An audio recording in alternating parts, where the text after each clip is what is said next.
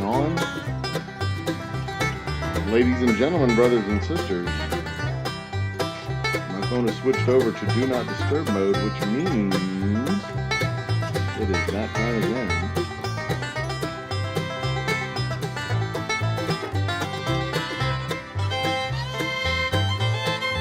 We have good audio. Near as I know, we have good video. The only problem is going to be you'll be able to see my face in just a few minutes.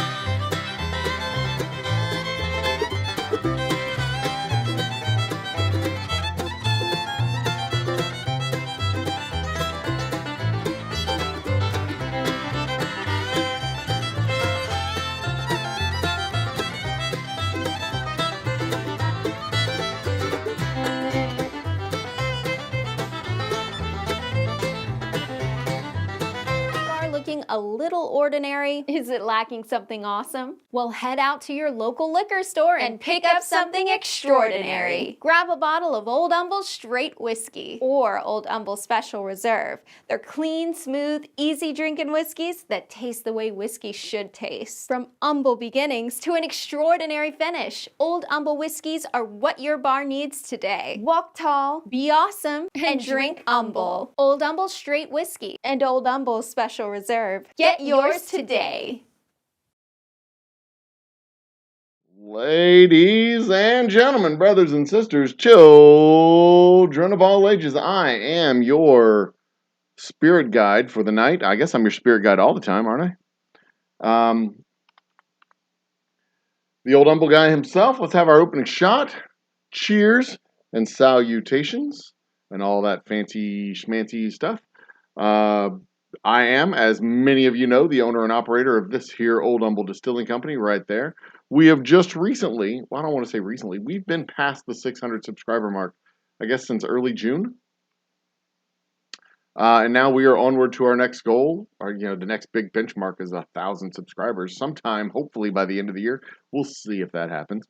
But to celebrate this benchmark here and our, well, cheers. To celebrate this benchmark here, that is our special reserve, by the way. Where is the special reserve? There it is. That is our Old Humble Distilling Company special reserve. 90% corn, 10% malted barley, aged 5 years in used bourbon barrels, finished in new bourbon barrels. Delicious, nutritious, and it makes you a better dancer. Anyway, to celebrate this benchmark and our nation's birth, you may have just seen it over my shoulder, 600 screaming rockets will be flying into the air this weekend. I tentatively have the actual live event scheduled for Sunday. We may do it Monday. Actually on the 4th of July. We may do it on Monday, but there you go. That is a 440 rocket cake is what it's called. 440 rockets right there. Which I guess would be 22 across and 20 up. 1, 2, 3, 4, 5, 6, 7, 8, 9, 10, 11, 12, 13, 14, 15, 17. That's 17. But it's 440. So 440 divided by 17 is what? That's more than 20. 440 divided by 17. That's 25 or 26 across. Yes, it is shaped like the American flag. Yes, we are going to be all patriotic up in this bitch. We're going to be launching off a whole bunch of rockets. And it's not going to be this big fancy show. Don't get me don't start thinking there's going to be like a band and there will be me, there will be my oldest son, my distillery. We may have some honored guests at the distillery where we talk and shoot the shit. And Lisa will likely be there, so there will no doubt be some banter. We'll be able to set up our rocket. Oh, and these bad boys. Look at this. Look at these.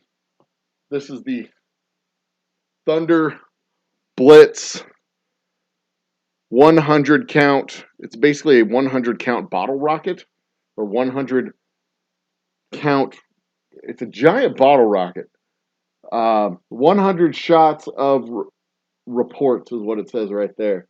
You light the fuse here. 100 shots of reports. This is gonna be fucking awesome. Anyway, so y'all can do the math yourself. That's two of those. That's two of those. Two 100 shot reports. Plus,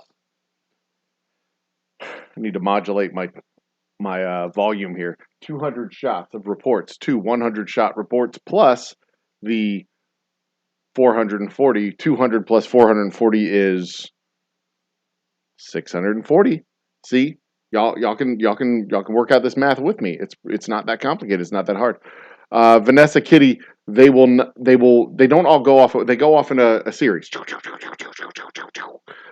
So these guys start from this end and start to work their way up this way until they get up to these last two rows. These last two rows are the big rockets, and they launch off, and they go all the way across, even into the blue.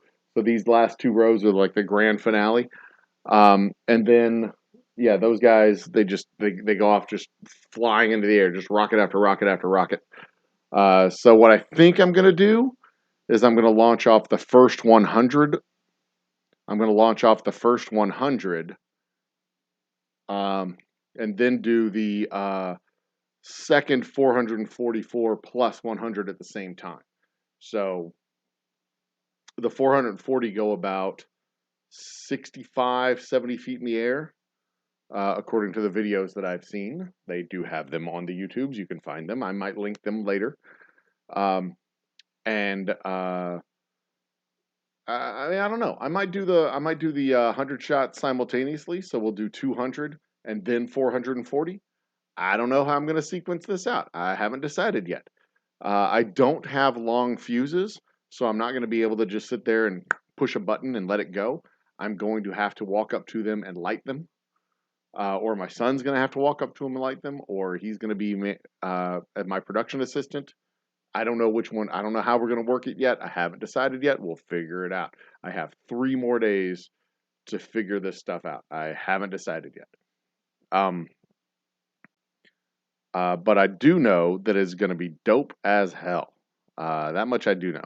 And it's going to be possibly the coolest thing anybody has ever seen in their entire life. So that is what we can look forward to on either Sunday night or Monday night. I haven't scheduled it yet. Is not. So I haven't decided. I have plenty of time to make that final decision. I'm doing some editing down here on the screen before we move on to the next portion of the show. But I am going to knock into this. We should have the chat window right there. Chat window, where are you? What are you doing? Chat window, wake up. Come on.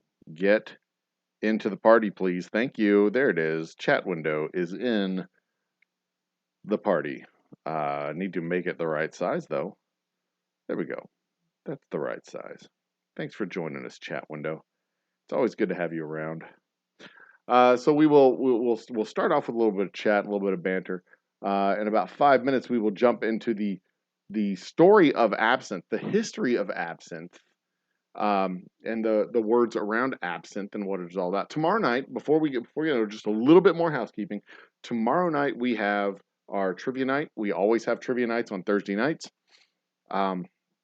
We may be moving into a little summer hiatus. I haven't decided yet.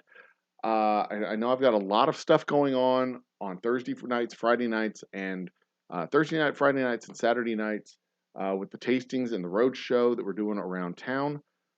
So I'm not sure how we're going to be able to pull off the Thursday nights consistently because the road shows go till 8 o'clock. Trivia starts at 9 o'clock. But if I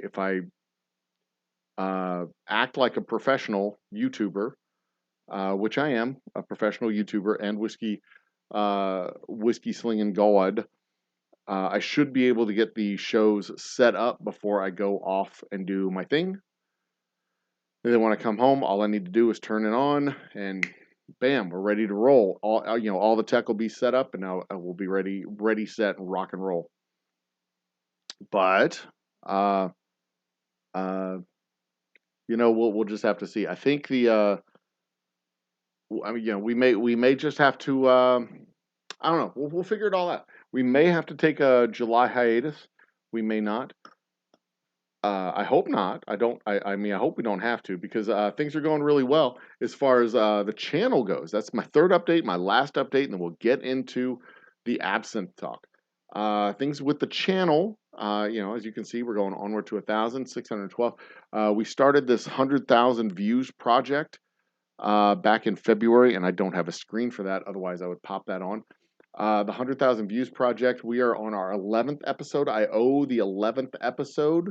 I have not recorded it yet. I've not filmed it yet. I was supposed to do it at the beginning of this month, but I got busy and got tied up and didn't do it. So I will likely do a combo end of May, end of June episode and kind of do a tale of the tape.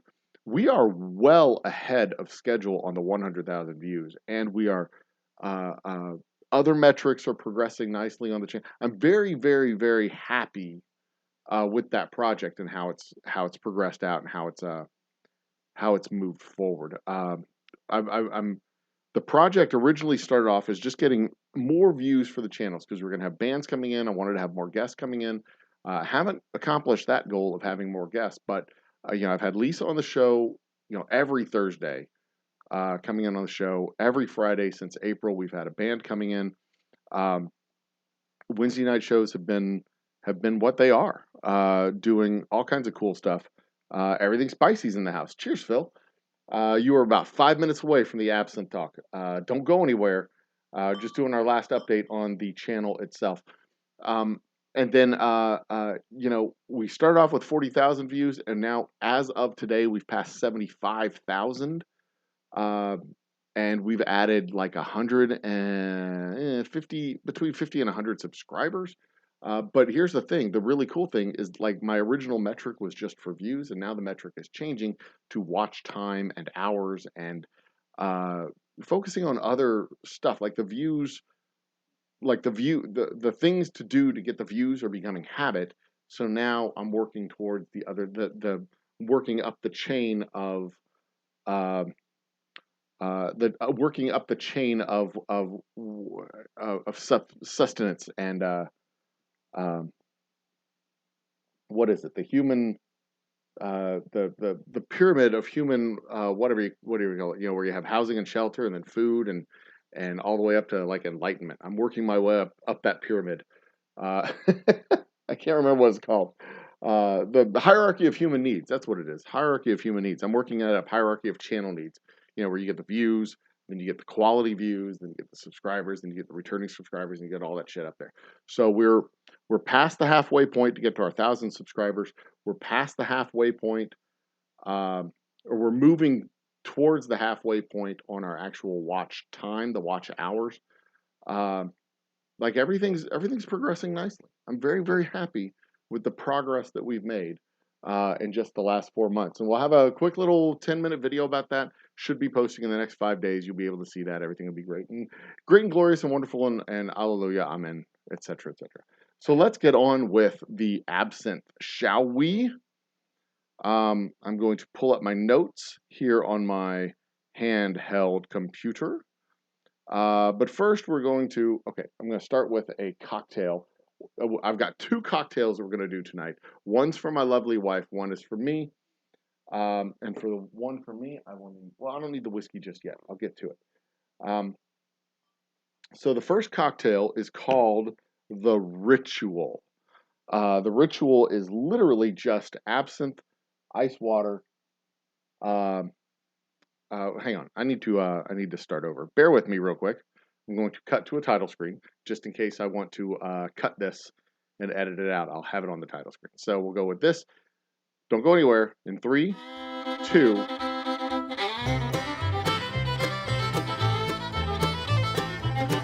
And ladies and gentlemen, brothers, sisters, children of all ages, now let's talk absinthe, shall we? So I've got 2 cocktails that we're going to do tonight. The first cocktail that we're going to tonight is simply called the Ritual. Now, what you need for this is just a couple of little things. You need well, they say you need a absinthe spoon. I don't have an absinthe spoon. What I do have, however, is a strainer. And this strainer is for, you use the strainer for, I'm going to turn it upside down. Use the strainer to pour water over a sugar cube, an actual sugar cube, a cubed piece of sugar. Now, this is 2 parts absinthe and 1 part, I'm sorry, 2 parts absinthe and 3-part water. So what we're going to do is I'm going to take this particular jigger right here, and I'm just using just plain old, it's called Absinthe Ordinaire. It's $25 at my local liquor store. I did not have to do anything fancy to buy this liquor. So this is 2 parts absinthe right there. I didn't have to do anything fancy. I didn't have to, I mean, I had to present ID because, you know, you're in a liquor store, you have to present ID. Even I have to present ID, and I look like I am a wizened old eternal who is older than sin. You take the sugar cube like so. Boop. I guess I could angle this down just a little bit so y'all can see what the hell I'm doing. There it is, and you can see the green color. It is a green glass, but there is green color to the absinthe itself. So I've got 3 ounces of I have iced water here that I'm going to use, and I'm going to hold the ice water, or the ice for the water, back with my bar spoon here. This is like the most cocktaily shit that I've ever done. And I've got 3 parts of this very cold water that I'm using, and I'm pouring it over the ice, or over the cube here. 1, 2, and I've got to pour it slowly so that it will dissolve the cube of sugar. But sugar doesn't like to dissolve in cold water, so I'm going to ultimately end up just dumping it straight into the drink. So I don't really understand what this shit's all about, but it did dissolve most of the cube. There we go. Get you in there. Get you in there. You will look. It does dissolve most of the cube, but I'm going to go ahead and dump it into there. That's probably not the proper thing to do, but you know what? They can put me in absinthe jail for all I care. And then I guess I should go ahead and stir it in. It doesn't say not to, but I'm going to go ahead and do it.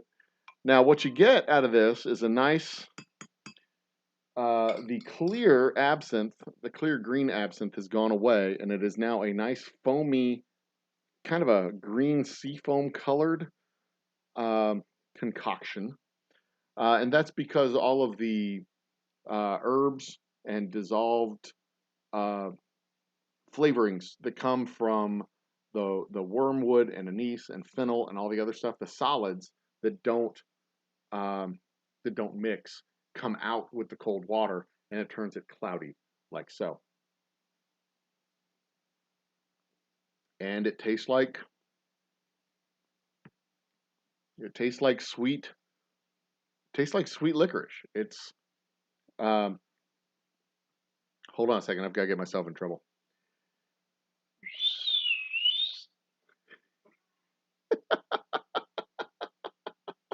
She absolutely hates it when I do that. That's twice. She's going to come in and yell at me. It's going to be funny. And that tells you she's not watching the show, because if she was watching the show, she would know that she has a cocktail waiting for her. But she's not watching. So that is the ritual. That is known as the ritual. And it is literally just iced water with absinthe and a cube of sugar. So what's so special about absinthe anyway? Hang on one more time.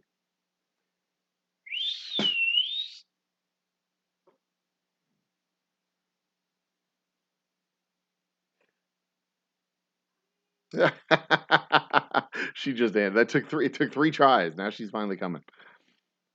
She'll be very happy when she realizes that she gets the ritual cocktail for her to enjoy. You know I'm not a dog, right? Here you go, my love. Have your candy. Is this a different one or the same one? The same one, same type from last night. I just used colder water, which is why it's nice and cloudy. Last night I did the same cocktail, but I used warm water instead of cold water, and it did not become cloudy and that's because the cold water cools the absinthe, and then all the dissolved particles comes out of the absinthe and makes it cloudy. Do we need it cloudy? It's supposed to be cloudy, yes. No, it looked like wine last night. Exactly, because it was warmer last night. Tonight it's nice and cold. Thank you. Enjoy. Have a great night, my love. I'm researching East Texas for camping. She's researching East Texas for camping, which means we're going to have to go camping in East Texas very soon. Probably August. Sounds great. Thinking more along the lines of like Thanksgiving. Oh, thank God. Thanksgiving. Whew. All right. Love you. Bye. Cheers, Top Shelf Dustin. So that is the ritual. It is a dissolved sugar cube in the absinthe using ice cold water. And then I just dumped the sugar cube in there the rest of the way. Stirred it up a little bit to get. Actually, I don't think I did stir it up, but stir it up a little bit to mix everything in. The cold water brings the solids out of the absinthe. And that makes it cloudy. So, what the hell is absinthe? That's a very good question. Absinthe is it's a drink steeped in tradition and history. It actually came from the Neustadt region. I'm pronouncing that incorrectly. The Neustadt region of Switzerland. The canton. I'm sorry, not the region. The canton of Neustadt. And it was like the late 18th century when it was first produced, but it rose to popularity as an alcoholic drink really in the late 19th, early 20th century in France. It's kind of a bougie type of parlor drink. Um, they describe it as a drink of the artists and writers of Parisian culture. The consumption, so as you can imagine, the social conservative, the social elites of the time were opposed to the consumption of absinthe, and that's probably where the rumors of the hallucinogenic effects and other effects of the actual alcohol came about. But studies over time have shown that there's no actual hallucinogenic effects. There's no uh, uh, effects of absinthe outside of the normal effects that you would get from any other alcoholic drink. So the rumors of the hallucinogenic properties of absinthe are vastly overstated and probably came about in this late 19th, early 20th century time period when the artists and writers were popularizing the drink, and the prohibitionists and more conservative upper crust and elites were not really pleased about it. The same kind of way that reefer madness swept the country in the 50s and 60s. When they were saying, "Oh, it'll turn you into a murderous rapist who loses his mind." That like weed didn't do that. Never did. It was never a thing that did that. So that's probably where these rumors came from. And when we start talking about the writers and artists of the time, we're talking about people like Hemingway, James Joyce, Baudelaire, Verlaine, Rimbaud, Toulouse-Lautrec, Picasso, Vincent van Gogh, talking about Edgar Allan Poe, a whole bunch of guys, Lord Byron, a whole bunch of guys who were who popularized the drink, popularized the spirit. It's traditionally been, excuse me, a fairly high alcohol by volume, a fairly high proof drink. This one that I picked up is 92 proof. There were several others on the shelves that were 114 There was 92, 98, 114, and I don't remember the others that I saw, but they were all well north of 80 proof. I didn't see any that were 140 or above. 114, I think, was the highest of the bottles that I saw on the shelves in my local liquor store. But if you see it in your local liquor store, you can, see what it says. See what it says for there. Now, the actual drink itself it's an anise flavored drink. So the primary flavoring that is absinthe, it's a neutral spirit, not unlike gin. It's a neutral spirit that's been distilled over anise and several other plants and leaves and flowers, including, and this is where it gets its name, Artemis, Artemisia absinthium, which is grand wormwood. Now, it also has green anise, which gives it that color, sweet fennel, and other medicinal and culinary herbs. Historically, absinthe and the predecessors of absinthe as we know it today was used as a medicinally, either in lower proofs or just using the extracts from the herbs in the alcohol itself. Um, its actual medicinal qualities are questionable, considering that it is actually alcohol, and we know what alcohol does to the human body. But it's certainly a painkiller. It can numb the pain, and whatever the herbs and spices do that are in the absinthe does what it does. Its green color is a natural result. You can't even see it from the bottle. Yeah, I guess you can kind of see it from the bottle, but the bottle's actually green as well. You can see the bottle's actually green. Its green color comes from the herbs used in its production. And it has been known in historical literature as the Fée Verte, which is the green fairy. Um, what else can I see? It's not a liqueur because there's no additional sugar added to the absinthe, but it is it is not sweet. There's very little sweetness to it. When I I will take one straight shot for science. I will take one single. This is my Shiner shot glass. You can see the greenness to it. There's the green color. It's kind of a filthy shot glass. I will take one shot to see what it tastes like. I've not actually had it straight. We made the one cocktail with it last night. We made the one cocktail today. I haven't actually had a sip of this straight. I'm not typically a big fan of licorice in general. I don't think I'm one of those people that tastes fennel and it tastes like soap.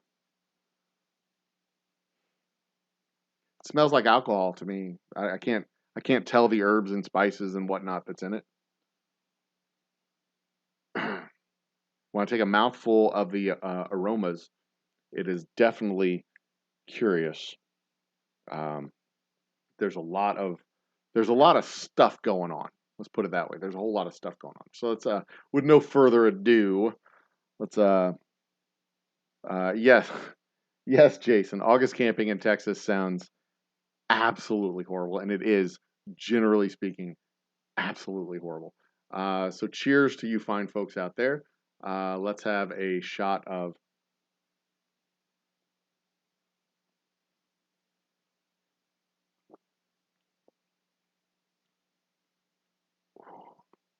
There's a lot going on there. Let's see what I think about this. Give it a chance to. All right, there's a shiver going up my spine right now. It made my mouth water.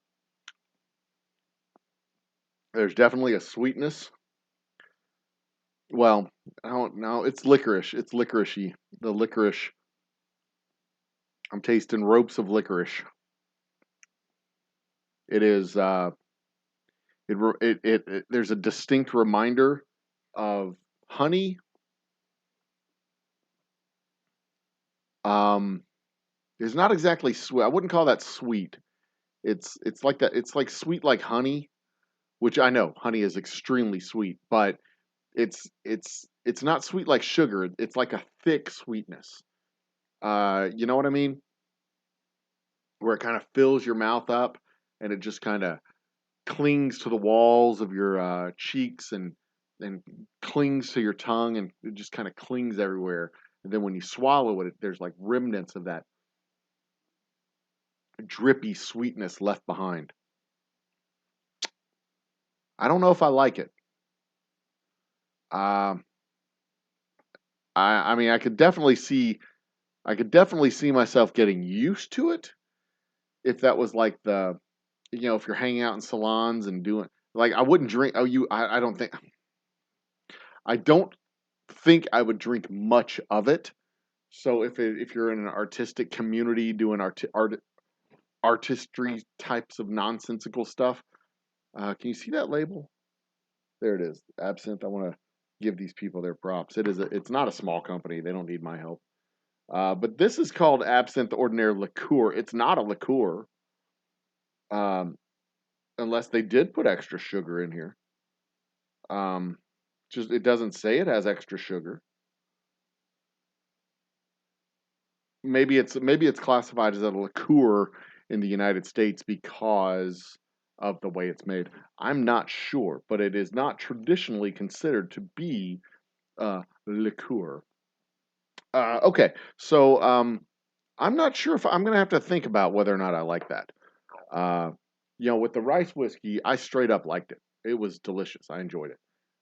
See my fireworks there? Nice. Um, I, d- I need to move these guys over here, I think. Ah, yeah, there it goes. That way you can see them. Yeah, we'll make sure y'all can see all that because that's getting lit on fire. Well, that's not getting lit on. That's getting the fuse is getting lit on fire, and the gunpowder inside is getting lit on fire. Um, that's ironic, don't you think? For July, we're lighting a flag on fire. Anyway, I'm gonna have to decide uh, if I like if I like that. I haven't decided yet. It's gonna be tough. It's gonna be tough to decide. Okay, so my cocktail for the night is going to be the Absinthe Sazerac, and the Absinthe Sazerac is 1 ounce of absinthe. So I'm going to go with this one. This is the 1 ounce pour here. The other side of it is the half-ounce pour. 1 ounce of absinthe, 2 ounces of bourbon. 1 ounce absinthe, 2 ounces of bourbon. And for bourbon, my stand-in for the bourbon, I'm going to use my special reserve. Do 1, 2.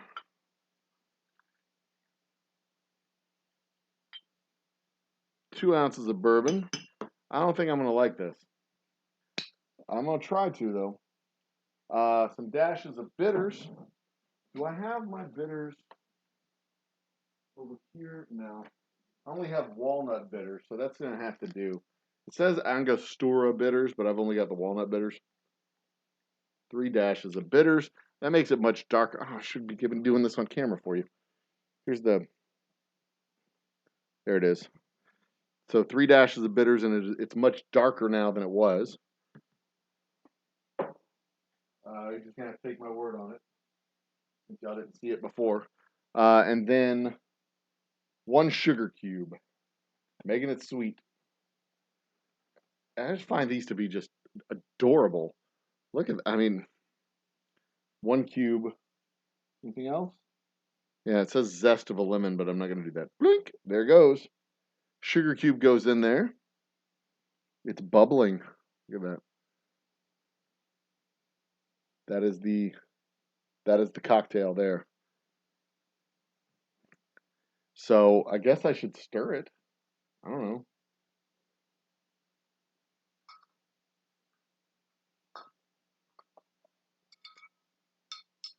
Let's stir it.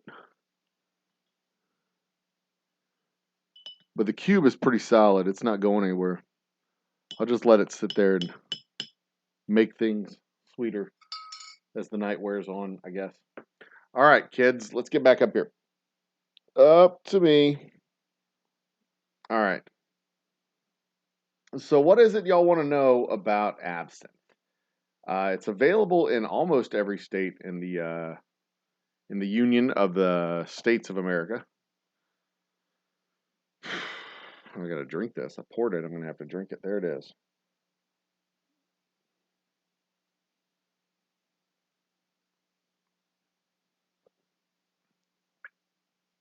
Mm. Oh, there's one more thing to know about absinthe. They have special glasses for absinthe. This is what it looks like. Is it over here? There it is. So you see this. It has this tall flute. That's the absinthe spoon that I was talking about. It's a special slotted spoon, and inside the slotted spoon is where you put the cube of ice, and you put it over the cup, and it just flows out and does the thing. But this cup, the way it's formed is it has this little reservoir down here at the bottom, and then the top part is fluted out, so that when you pour the absinthe in, your shot of absinthe sits down at the bottom of the cup. I'm going to break this up just a little bit and stir it again. So the shot of absinthe is. I wonder if I was. It doesn't say I was supposed to pour everything over the cube of ice or the cube of sugar. It just says some crayons for a friend to sample. Bacon, I don't know if that's like if you're being full of shit or if you're being honest. You shipped out a bunch of crayons for a friend to sample. I don't even know what that means. So it doesn't say I'm supposed to pour the bourbon and absinthe over the cube of ice or the cube of sugar. It just says to pour it, drop the cube of sugar in there. So, Bacon, all you missed was me talking about the absinthe. About 15, yeah, right at 15 minutes or so. History and mystery of absinthe. Let's turn on the chat box here, so that we can be involved with the people, the hoi polloi. There you go. But you know what? I don't like that. I want to put that back over there, back where I had it, and then can I expand it this way? Yeah, I can. And then I'm going to move that there, and then I'm going to move me a little bit there. Yeah, that's where I want to be, right there. Move me just a little bit this way. There we go. Oh, cool. And like my sign here, it like finishes it's in line with that's perfect. That's awesome. I'm happy. It's like, yeah, Donner Pass Whiskey. Cheers, Donner Pass Whiskey. A new face in the crowd. I appreciate. And if you've been here before and I'm not recognizing you, my apologies. But we just finished talking about absinthe, the history of the drink, where it gets its name. It gets its name from the wormwood root. The Latin name of the word Artemisia absinthium, which is grand wormwood. It is a anise flavored spirit that has a whole lot of other stuff. It's not unlike a gin, in that gin has a whole bunch of flavorings in it. Gin is with the juniper berry, obviously, but absinthe has traditionally wormwood, and it's the anise flavoring that gives it that flavor and the natural green color from the anise. This is the absinthe that we are drinking tonight. It's Absinthe Ordinaire. It is labeled as a liqueur, but it is not traditionally considered to be a liqueur because there's no sugar added to the absinthe, and the absinthe is typically a very high proof drink. This one is 92 proof. It goes up as high generally as 150. The ones I saw on the shelf at my local liquor store was the highest one they had was 114. Well, Donner Pass, I'm glad that Dustin shared the word. Glad you came in. For what it's worth, tomorrow night we have trivia, and we have trivia every Thursday night. Every Thursday night we have trivia, and since we passed 600 subscribers earlier in June, we are doing our 600 subscriber special and 4th of July extravaganza. You can see right, get that picture off the damn screen. Got here. As you can see right here, we have a cake of 440 rockets and 2 giant bottle rockets. They're 100 shots each. We're going to have a humdinger of a good time on either Sunday or Monday. I'm not sure when we're going to do it. I'm definitely going to record it. I'm probably going to do it live and then repost either on 4th of July or the next 4th of July. What kind of hamburger would pair well with your absinthe? That's a good question, Bacon. It's a relative. It's sweet. There's a whole damn sugar cube in this thing. I kid you not. Imperial sugar, sugar cubes. I know the box is upside down, but it said to open it where I opened it. An actual sugar cube. I've never actually seen a sugar cube in person until last night when I did this. They always had sugar cubes on Bugs Bunny cartoons when I was a kid. Oh, 1 lump or 2. There you go, 2, and thunk, thunk, and smack them on the head twice. Such ridiculously insane cartoons. Anyway, what kind of hamburger would go well? Okay, so I would go the patty's the patty, right? So the thing that makes the hamburger pair well with this particular drink is that the cheese has to be a smoother, sweeter cheese, like almost a Swiss cheese or a Gruyere. Definitely not blue cheese, not cheddar. None of those strong flavored cheeses. It's got to be nice and a nice sweet cheese like Swiss or something in that family. Of course, throw in the lettuce and tomato if that's what you're into. But as far as the condiments goes, you don't want mustard. Maybe a sweet honey barbecue. A sweet honey barbecue with Swiss and yeah, that's what I would go with. A sweet honey barbecue with Swiss. As much as I hate to say it, no bacon. Oh, maple bacon. Maple bacon. That would be a sweet honey barbecue, maple bacon, Swiss hamburger would go well with the Sazerac, the Absinthe Sazerac cocktail that I'm drinking tonight.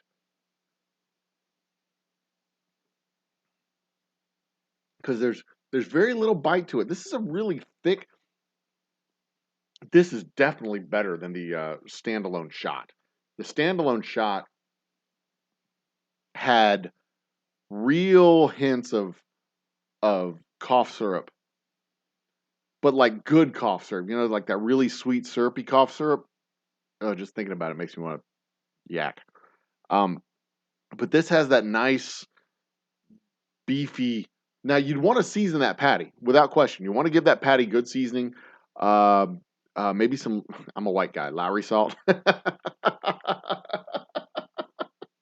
So you want to season it up, throw in some Lowry salt, throw in some Worcester sauce, throw in you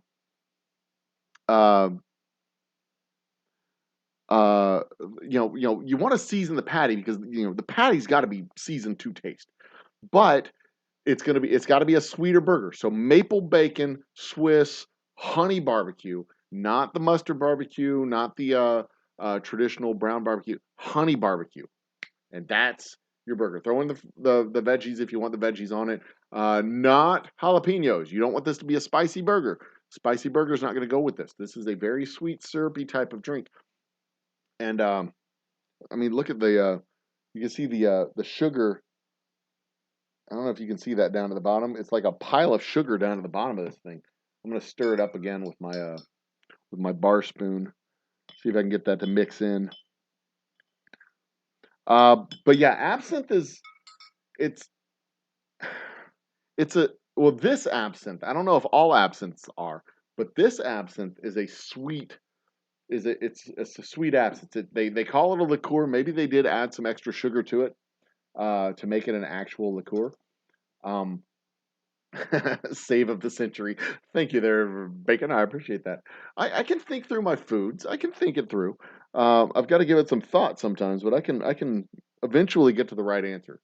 It's like Winston Churchill said, democracies will choose the best thing after we've tried everything else. That's kind of what I do. I'll try everything else and eventually land on the right thing. Um, but this is actually compared to the straight shot, and I'll show that one more time, just so y'all can see the. I'll probably turn this into another Sazerac later, or the Ritual. My lovely wife had the Ritual, but you can see the color on that. It's green. That is green, and that is the natural coloring from the anise and the fennel in the distillation process. Uh, it's not supposed to be colored with additional coloring. Yeah, that's just some water. It's not supposed to be colored with additional coloring. It's not supposed to have anything extra added to it. That is its natural color, and this is a shot of. This is known as the absinthe Sazerac. It is a shot of absinthe, or 1 part absinthe, 2 parts bourbon, a few dashes of bitters, um, and a cube of sugar, an actual cube of sugar.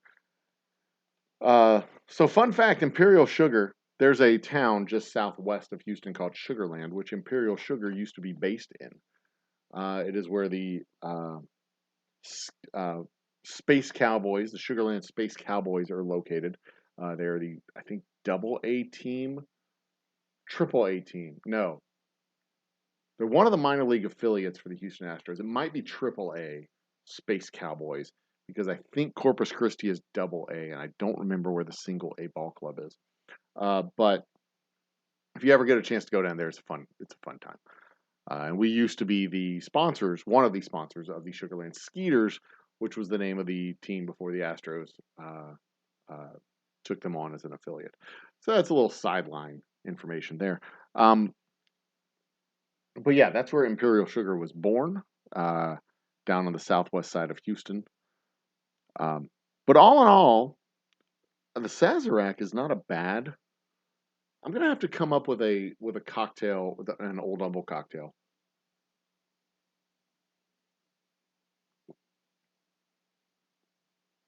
I mean, it's not great, but it's not bad. You can see it clinging to the edge of the glass there. Part of that's my whiskey, and part of that's the absinthe. I mean, I'm gonna drink it,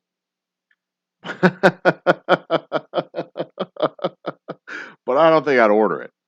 Um, Now that said, like I was saying earlier, if you're in one of those salons and artistic community, whatever, and everybody's standing around and they have the fancy glass and they're drinking absinthe and blah blah, hey, the Renoirs this year is just amazing, and they're taking whatever sugar cubes and shoving it up their butt and doing whatever. Um, Mr. Jiggs is in the house. Cheers, Mr. Jiggs.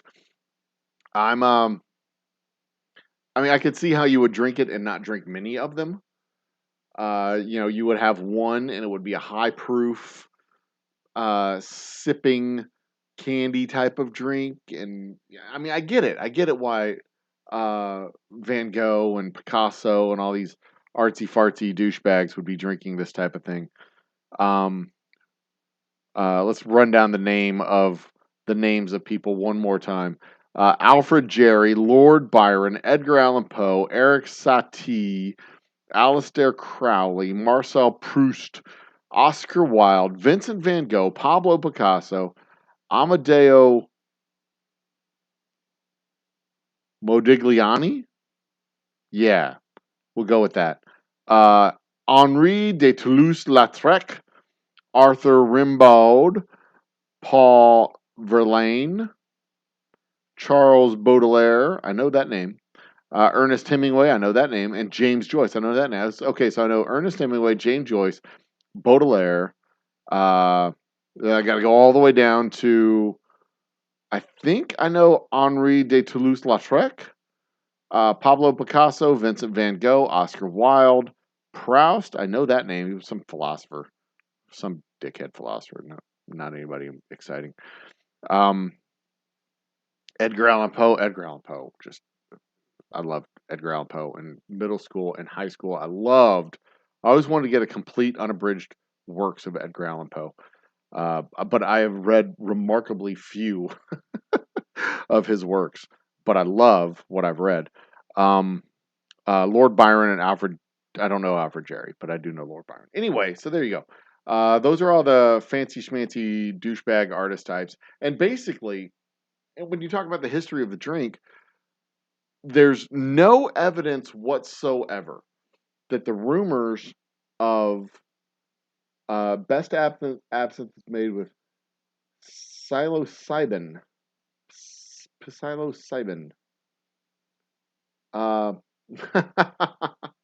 Uh, so the rumors of the hallucinogenic psychoactive effects um, of absinthe are vastly overblown. And from what I've read and from what I've seen in researching this over the last 7 or 8 days, however long, I decided to do this show last week after last week's episode. But it seems that when the artist community kind of adopted the drink and was doing the the absinthe chugs, whatever, the butt chugs of absinthe in their little artist community salons that they had, uh, the cultural elites, the cultural conservatives, and the prohibitionists were very, very, very opposed to these countercultural weirdos um, who adopted this drink as their drink de guerre, so to speak, their preferred toxin. So it seems that the rumors of the psychoactive effects and the hallucinogenic properties were kind of created in much the same way that the reefer madness rumors were created in the 1950s. That it was an attempt to get to A, get the drink banned, and B, to get people to not try it and not take it, not pick it up. So it is really high proof. It's 90. This is 92. My whiskey's 90. It goes all the way up to 150 proof. That's the range um, of the proofs that you'll generally find for. Uh, okay, so the P silent, psilocybin. So that's the range that you usually find it. It's the alcohol effects. So you could drink, if you drink a bunch of absinthe, you're gonna get shit faced drunk. And you're going to have probably a smell coming out of you that's kind of sweet and sticky and gross. Uh, and it's just going to be, you're going to have a aroma about you of the absinthe type of aroma. And it's green, which makes it look weird and mysterious. I mean, it's green and mysterious. It looks kind of like a potion. It doesn't look like a normal drink. Cheers to chat. Cheers, Shark Homebrewing. Cheers to Easy Street Gin. Easy Street with Gin. Of course, cheers to Mr. Jigs. I saw you earlier. And everybody else. Cheers. I am drinking an Absinthe Sazerac, which is a shot of absinthe, 2 shots of bourbon. Oh, Jesus. I just realized that's like a lot of booze. That's like 3 shots of alcohol. All right, it's 1 part absinthe, 2 parts bourbon. So that's like, oh yeah, that's like 2 shots, because if a shot's an ounce and a half, this is 3 ounces. Holy damn! Plus a cube of sugar, which is now dissolved, gone. It's down there in the bottom. I see a little. There's a little. I'm gonna stir that one more time, see if I can get that dissolved in there. My lovely wife, I fixed for her at the very beginning of the monologue. I fixed her a drink called The Ritual, which is 2 parts absinthe, 3 parts water, plus a cube of sugar, and you pour the water over the sugar and dissolve the sugar cube into the absinthe. Um,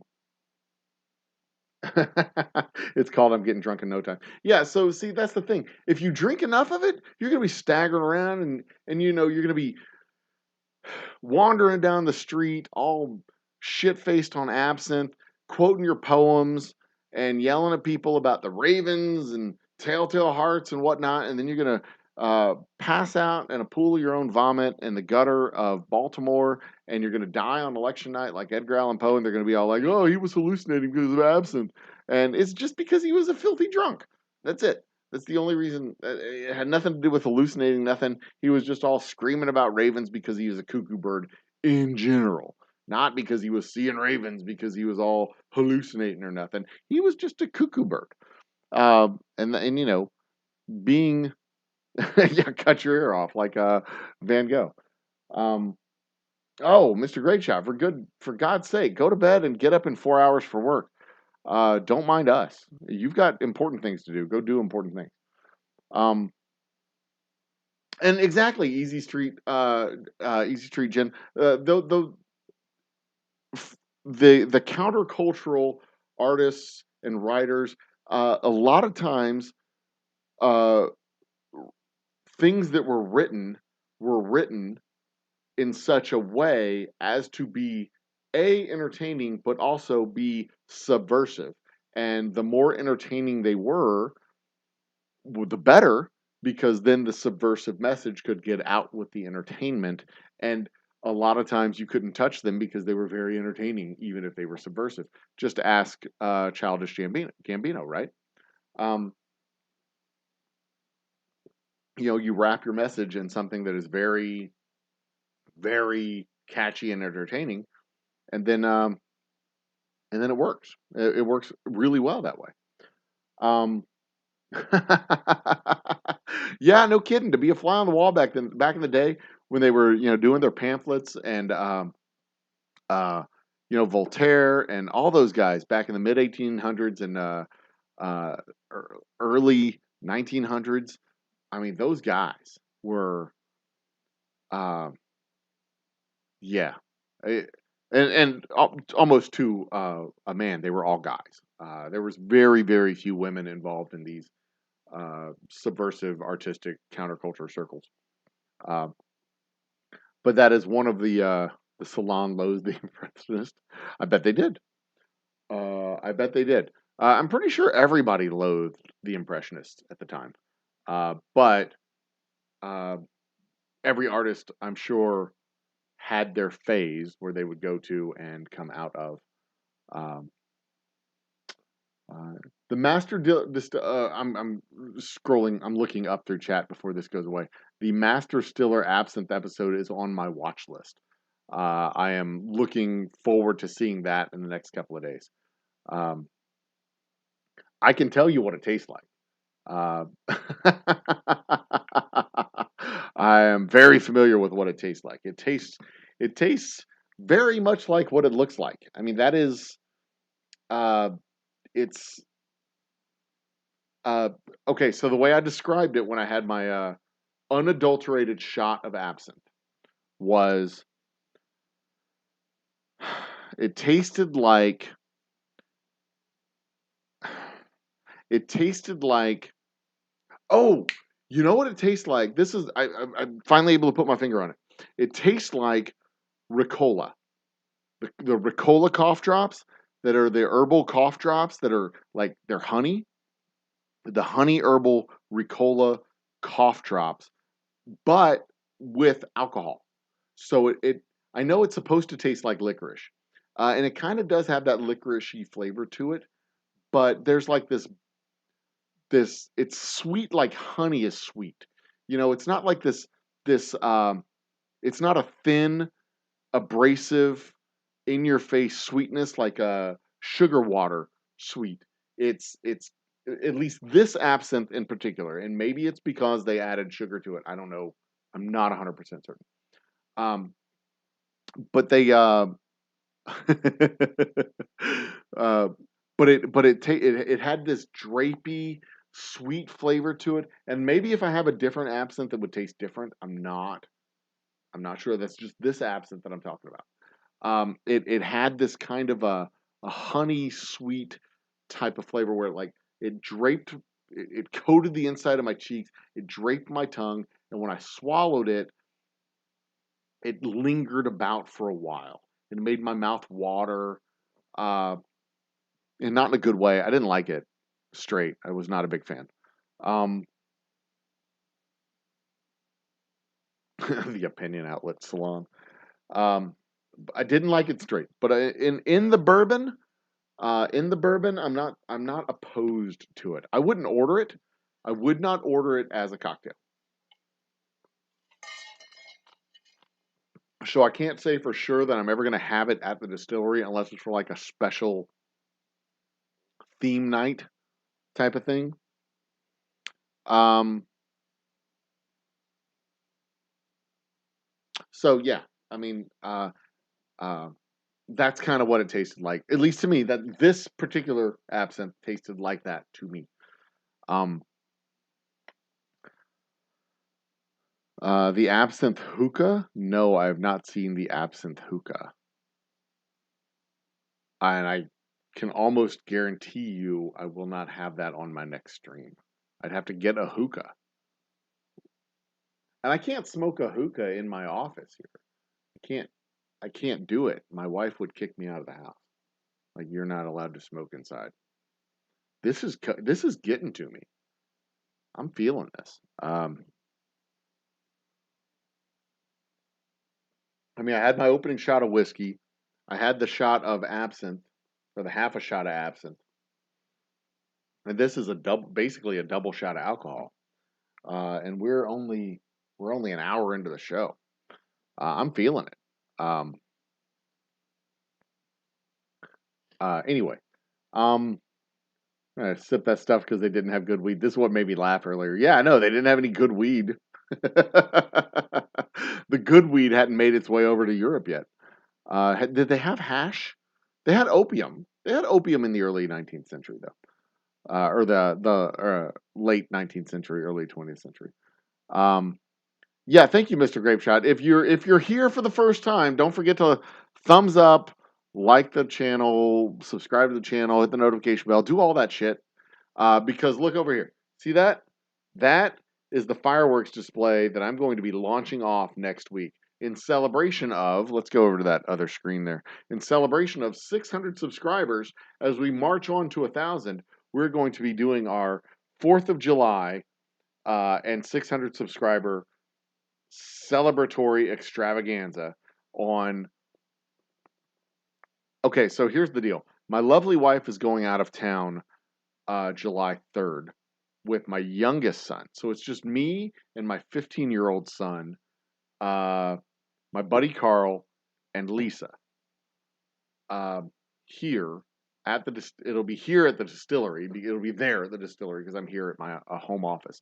So it'll be there at the distillery, unsupervised in a relatively uninhabited area in northeast Houston.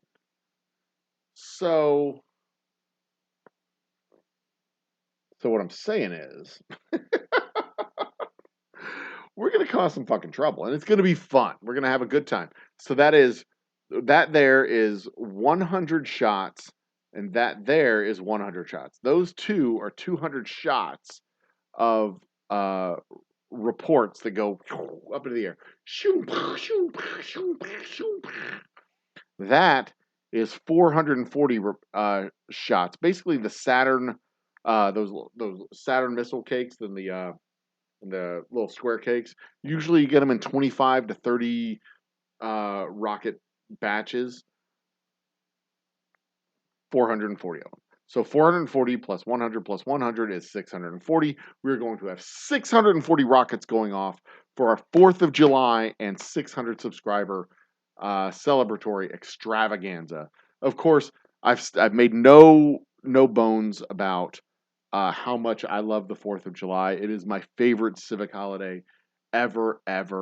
Every year we stage a reading of the Declaration of Independence to remind us of our roots and our founding principles here in this country. Um, and that, every day we as a people should strive to make a more perfect union. We'll never make it a perfect union, but we should always, always, always strive to live up to those goals of a more perfect union and continue to do the things uh, that we that our founding fathers fought a whole war to commit us to, securing life, liberty, and the pursuit of happiness. Or that's why we're here. So it is absolutely my favorite holiday. I'm going to have a fantastic time, a wonderful time doing this. You can expect whiskey-fueled hijinks and all kinds of wonderful things as we launch off 440 rockets plus another 100 plus another 100. And it is going to be off the fucking chain. And hopefully nothing will light on fire. But if it does, that'll make for some good YouTubing, right? Right.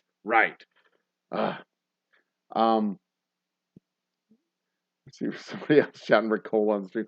What would probably make for a really good cocktail is a Ricola in bourbon, right? That'd be like a lemon toddy, a hot toddy, a bourbon toddy, honey, lemon, bourbon. I mean, of course, you wouldn't have to do it with Ricola. You could do it with honey and lemon, right? Good night, Mr. Great Shot. Thanks for joining us. You are, as always, an all-star. When you start to see the green fairies, you've had too much absinthe. Well, that is true. And you are, of course, referring back to the other term for what absinthe was called, the green fay, the fay verde, which means green fay. Which I find to be just an awesome, cool name. Cheers, Bourbon Ron. Welcome to the party. We are drinking absinthe tonight. I bought sugar cubes. Look at that. Actual sugar cubes. These are actual pieces. I don't know how they did this, but it's actual cubed sugar. Look at that. Actual cubed sugars. And this is what we're drinking. This is absinthe. I don't like it. I'm not even gonna act like I do. I don't like unadulterated absinthe. It did not taste good to me. I don't mind it in the bourbon. Our whiskey, our straight whiskey, our special reserve rather, with a sugar cube, it was okay. I would not order this drink. Did I invite Bull Rush? I should invite Bull Rush to come out and enjoy the show. I mean, I haven't invited anybody really. It's we're not technically open in July, and I don't want to have a big crowd of people there because if we have a big crowd of people, then like there's insurance liability, and you're teetering on the edge of a public performance versus a private show. But I'll probably call around and invite some people over. To enjoy the party, especially if they're willing to buy alcohol. Pay for your drinks. $20 gets you into the show, and then you can drink for free. I guess four free shots, 2 free shots. Let's do that. $20 gets you into the show, 2 free shots. Cheers to Twisted, by the way. If we need to get Twisted down to Houston so that she can help me with my bar. Cheers, Ting Ting. Nice to see you in the house as well. I'm glad to have you here. Mixing gin for Max. Okay, so check it out. We'll get down there in just a second. Mixing gin for maximum results. How could getting gin mad while tripping on absinthe possibly go? So check this out. One of the recipes that I looked up says in something like a mojito, add absinthe. Let's zoom in here so y'all can see this.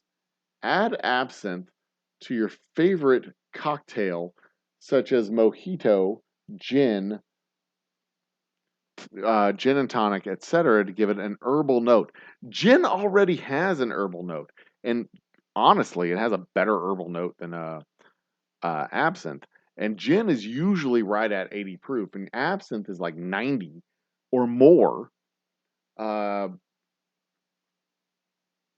mouth is dry. Is the absinthe? I bet it's the sugar cube that's making my mouth dry. Um, adding absinthe and gin together. Ugh, good God. I mean, there's very few gins that I like anyway. And it's gin with a G, not gin with a J. There's a lot of gins with a J's. God damn, this is not getting better.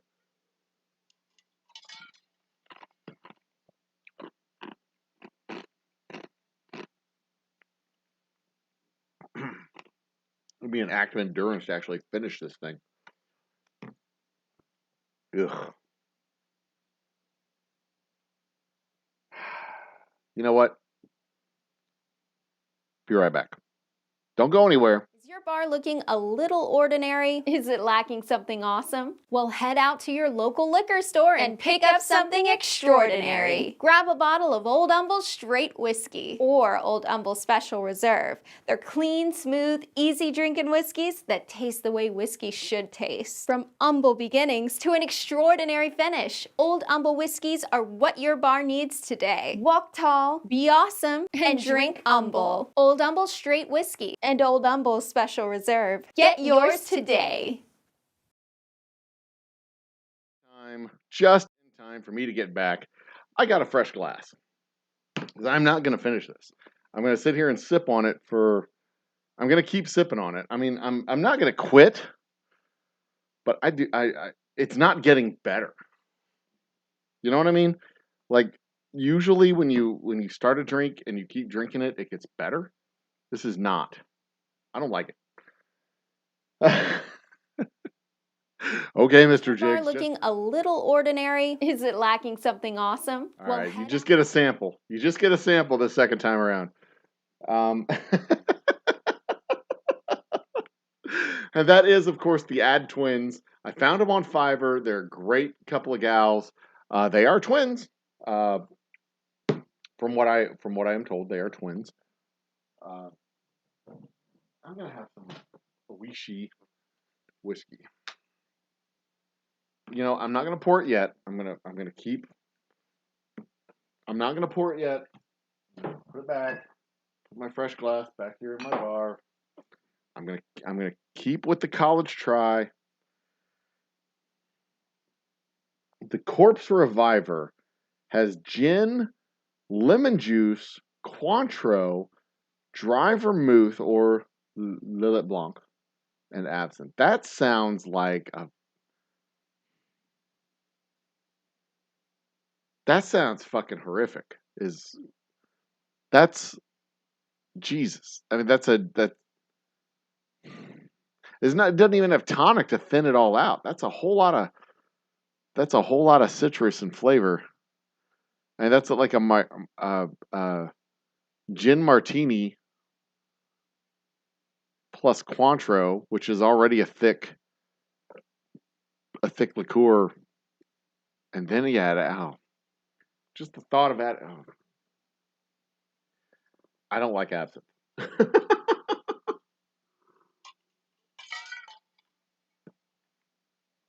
I'm trying to get the taste out of my mouth. You're right, Bacon. It could be worse. It could be hot. It's not cold. Like it's room temperature. It's not cold. Mix that in your local cemetery. Man, this is gonna be one of the most laid back. So check it out. I've finished. I finished the live music series last Friday. Right. I finished it in that we finished it for the month of June. Not doing any shows in July. Not doing any shows in August. Not doing any shows until September. Right. This Friday, I'm going out and doing my road show. I'm getting out back among the people. I'm doing my samples, doing my tastings for our straight whiskey. Let me see what y'all don't care because y'all aren't in Houston. Most of y'all aren't in Houston. But let me see what my first show, so to speak, um, is the 1st of July, and it will be out in. I'm loading it up. It's not there yet. Wake up, wake up, wake up, wake up, wake up. Did I write it down? Oh, here we go. My first show will be tastings, sample request. July 1st will be store number 2, which is on the west side of town. It's on the west side of town. It's the Kirkwood store is what it's called. It's a good store. It's not a great store, but it's a good store. I should be able to sell them out. They've got something like a case on hand, something like that. I'm looking forward to getting back out and doing the tastings. It's like a thing that I do. I don't do it often. I do it like 3 months out of the year, 4 months out of the year tops. I'm looking forward to it. I am so loose and so relaxed right now, which is kind of a lie because I was really stressed out yesterday, and I don't know why I was super stressed out. I barely slept all night last night. But right now, tonight, I feel super loose, super relaxed. I'm looking forward to going out and doing the tastings. I'm just gonna have a great time. I feel productive when I go out and do the tastings because tomorrow I'm probably gonna finish bottling up the whiskey that I started bottling up on Tuesday. Tomorrow I'm probably going to bottle it up and finish it up, and then Friday I'll be out there among the people. I feel productive when I'm going out and doing the tastings. When I'm just sitting in here making marketing decks and thumbnails and looking at analytics and marketing data and details and stuff like that, I don't feel productive. I know it's productive work on the meta level for a business, but I don't feel productive when I'm doing it. When I'm out there doing the work, I feel super productive. And knowing that this is coming up, I'm so super loose. So like this show is like wide fucking open. It is wide open. I mean, seriously. If you got a question, you want me to answer it, I don't even care if it's not within my expertise. I will answer any damn question you post out there. But of course, tonight we're talking about absinthe. It's not like absinthe is within my realm of expertise, but I can. Damn, it's making my mouth so dry. I mean, I'll talk about it. I've researched it over the last. I've probably done more research in the last week on absinthe than most normal person has done in their entire lifetime. Um, and that wasn't even a lot of research, to be quite honest. It's not like I wrote a book report. Anyway, La Louisiane is worse. Rye whiskey, sweet vermouth. Okay, well that's just a Manhattan. Benedictine. Ooh, absinthe. Hey, Peychaud's, but yeah, that's not good. I mean, I'm sure some people like that. Um, Other than whiskey, what else do I enjoy distilling? That's a good question. Glad you asked. We'll get to that in just one second. Um, Great content idea. mixing mixing cocktails at a distiller or at a cemetery. Yeah, that's actually not a bad.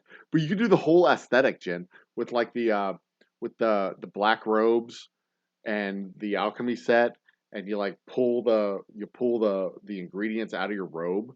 You come up to like an altar. Oh, you got to have an altar at the cemetery, right? So you have the altar at the cemetery, and you come up and you pull the ingredients like out of your robe. And you have like a group of chanting monks around you, right? And you're not just like pouring one drink. You're not just making one cocktail. You're making a whole like vat of cocktails, right? And then you pour them out into like little shot glasses. This this is the video that I'm here for. This is what I want to see. I want to see this coming from you, and you have to like share it on your community tabs and share it to everybody. Come on. That would not get you arrested. That'd be fucking awesome. Hell, I guarantee you there's a cemetery near you. There's a cemetery near you that would love for you to do this at their cemetery because it would be cool publicity for them. I guarantee it. You just got to ask the operators of the cemetery. And if you can't find the operator of the cemetery, fuck them. Do it without their permission. They don't need to know. Just show up on a Wednesday night or a Thursday night. They don't pay attention to their cemetery every night. Guarantee they don't. Unless it's like a private cemetery, if it's owned by a company. But if it's like a public cemetery, you got this, girl. You absolutely got this. There's a cemetery here in Humble, the Catholic cemetery here in Humble. It's the historic Catholic cemetery. It's across the street from the Catholic Church, of course. They're not going to watch. Hell, the Pipe Yard Cemetery. I could help you do this. The Pipe Yard Cemetery here in Humble, the historic Pipe Yard Cemetery or the Catholic Cemetery. There's a bunch of cemeteries around here that are private, but you don't want to go to those because they lock them up at night. The public cemeteries, they're open at night. You go there, you do your little thing, you have your druids come out, you pour your drink, and you produce the herbs, and you have like smoke bombs and smoke's coming around, and then you hold it up, and everybody goes oh, and then you pour the drinks, and everybody does the drink. That's great. And if you can make it red, that's even better. Oh my God, this is a thing. Okay, fuck you, Jen. I'm doing it myself. I'll do it myself. And I won't tell Lisa. I'll just show Lisa the video afterwards.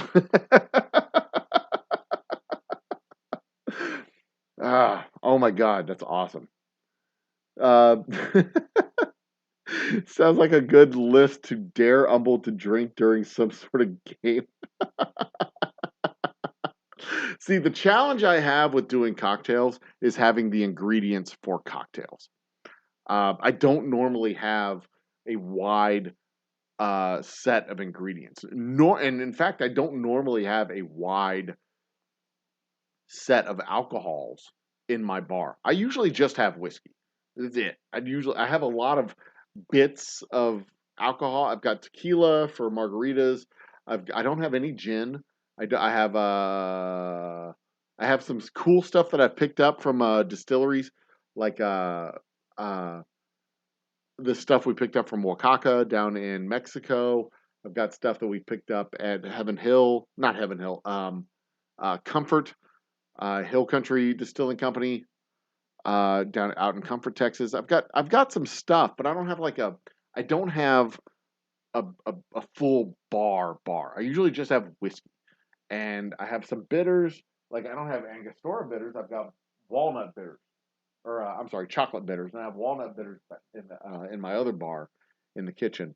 I've got this coffee liqueur that I made here. Um,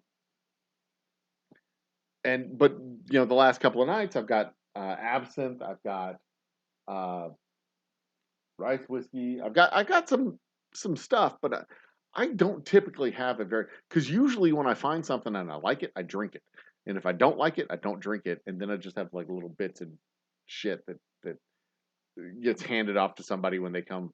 They're like, "Oh, you like this? Here, take it. Get it out of my house. I don't like it. It's gross." So the biggest challenge that I have when it comes to making cocktails is having the parts to make the cocktails. I have to go out specifically to buy the thing for that cocktail, and it's like, oh, it's too much work. Screw it.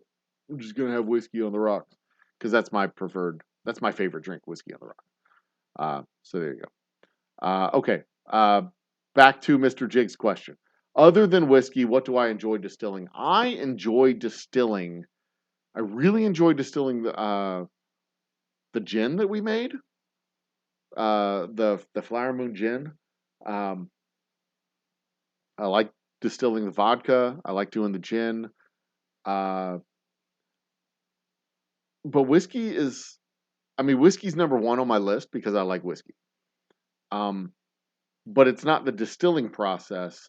It's the uh, unbarreling, the actual popping of the barrels and filtering and production of the whiskey. The second part, the distillation is like the least exciting part of the whole process because it's like fermentation. You're just sitting there doing nothing.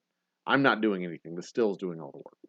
Um, but of all the stuff that I've made, I think the first test batch of my peach brandy was, I didn't like it. It was a bad batch. It was badly done. I didn't enjoy it.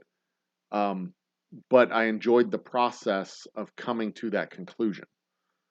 Um, when it comes to actually distilling like test batches and things like that, I enjoy the process, even if the conclusion is a disappointing conclusion.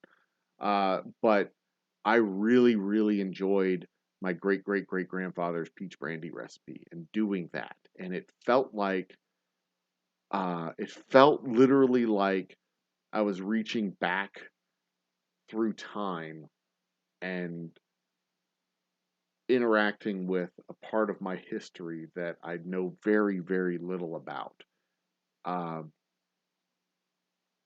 and if you listen closely in the quiet times, you can hear things that you don't expect to hear. Um, and I learned this lesson when I was making candied candied watermelon strips. That it was the same thing that my grandmother had done.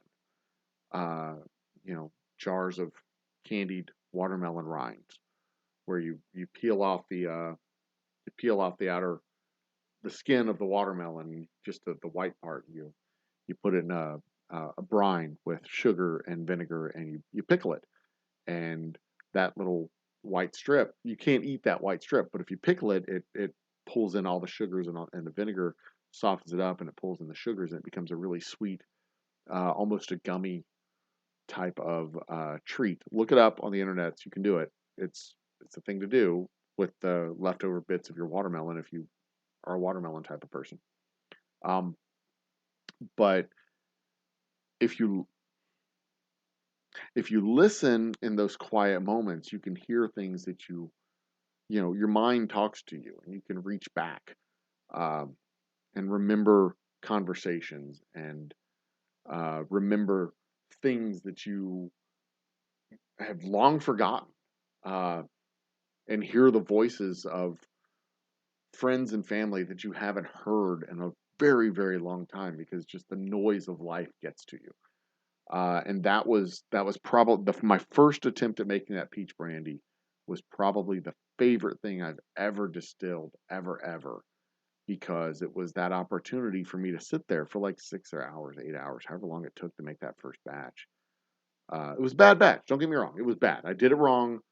There were a few steps in the process that I skipped.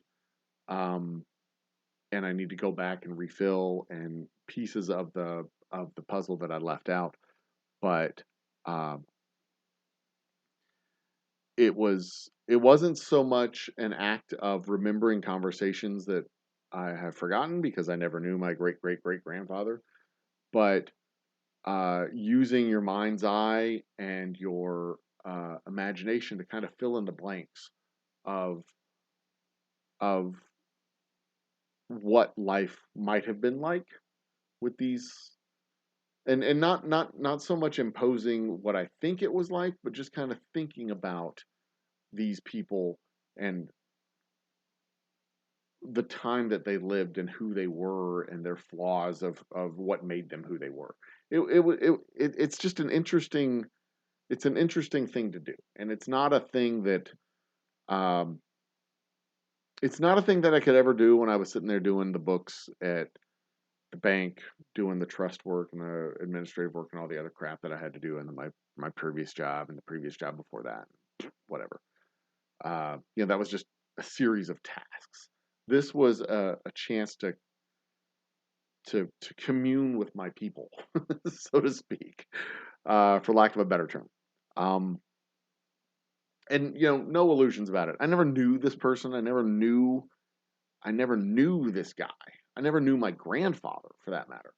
Um, but knowing the time that he lived, how he got to where he was, and what he was doing, and just kind of trying to trying to imagine what it was like to walk a day of the life in his shoes, and it was a fun little exercise to do, and I look forward to doing that again. Shared activities with a guy who died 100 and Jesus. When did he die? 1890 something. So he died probably 85 years before I was born, a whole lifetime before I was born. So yeah, that was probably my favorite thing to distill other than whiskey.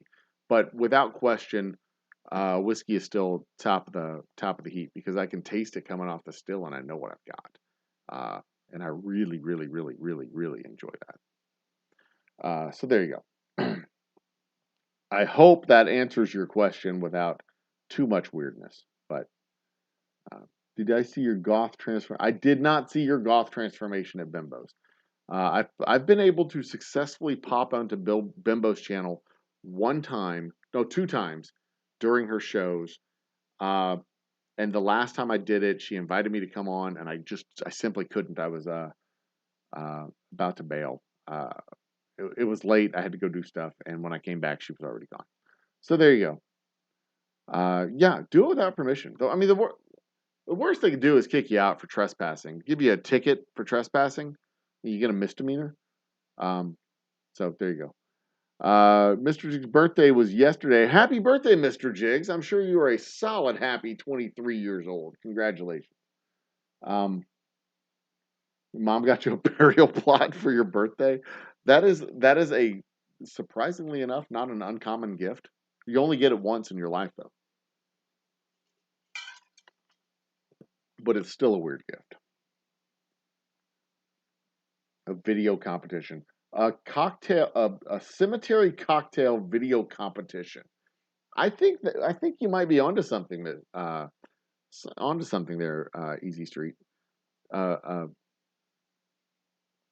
video competition, a cemetery cocktail video competition. Huh.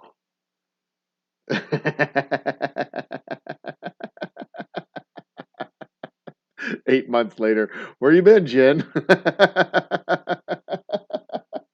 I love that. That is awesome. And I have some friends.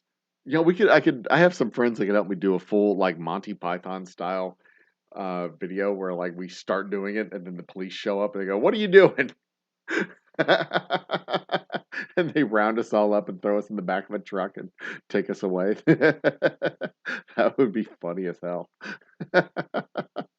Monty Python was a comedy troupe from England. John Cleese, Terry Gilliam, the whole crew of guys. Popular in the late 60s and mid 70s. They made movies going into the 70s and into the 80s. Monty Python and the Holy Grail, Monty Python and Life of Brian, Monty Python and the Meaning of Life. Several very funny movies. Many of those guys went on to make other movies together. Like Dirty Rotten Scoundrels, Fish Called Wanda, and several others. Ask your parents about Monty Python, kids. Just ask your parents. They know. They'll tell you. Or look it up on YouTube. There's plenty of sketches on YouTube. Some of the ones on YouTube aren't great, but yeah. Anyway, start checking out your car before work. I used to do a channel with all kinds of really.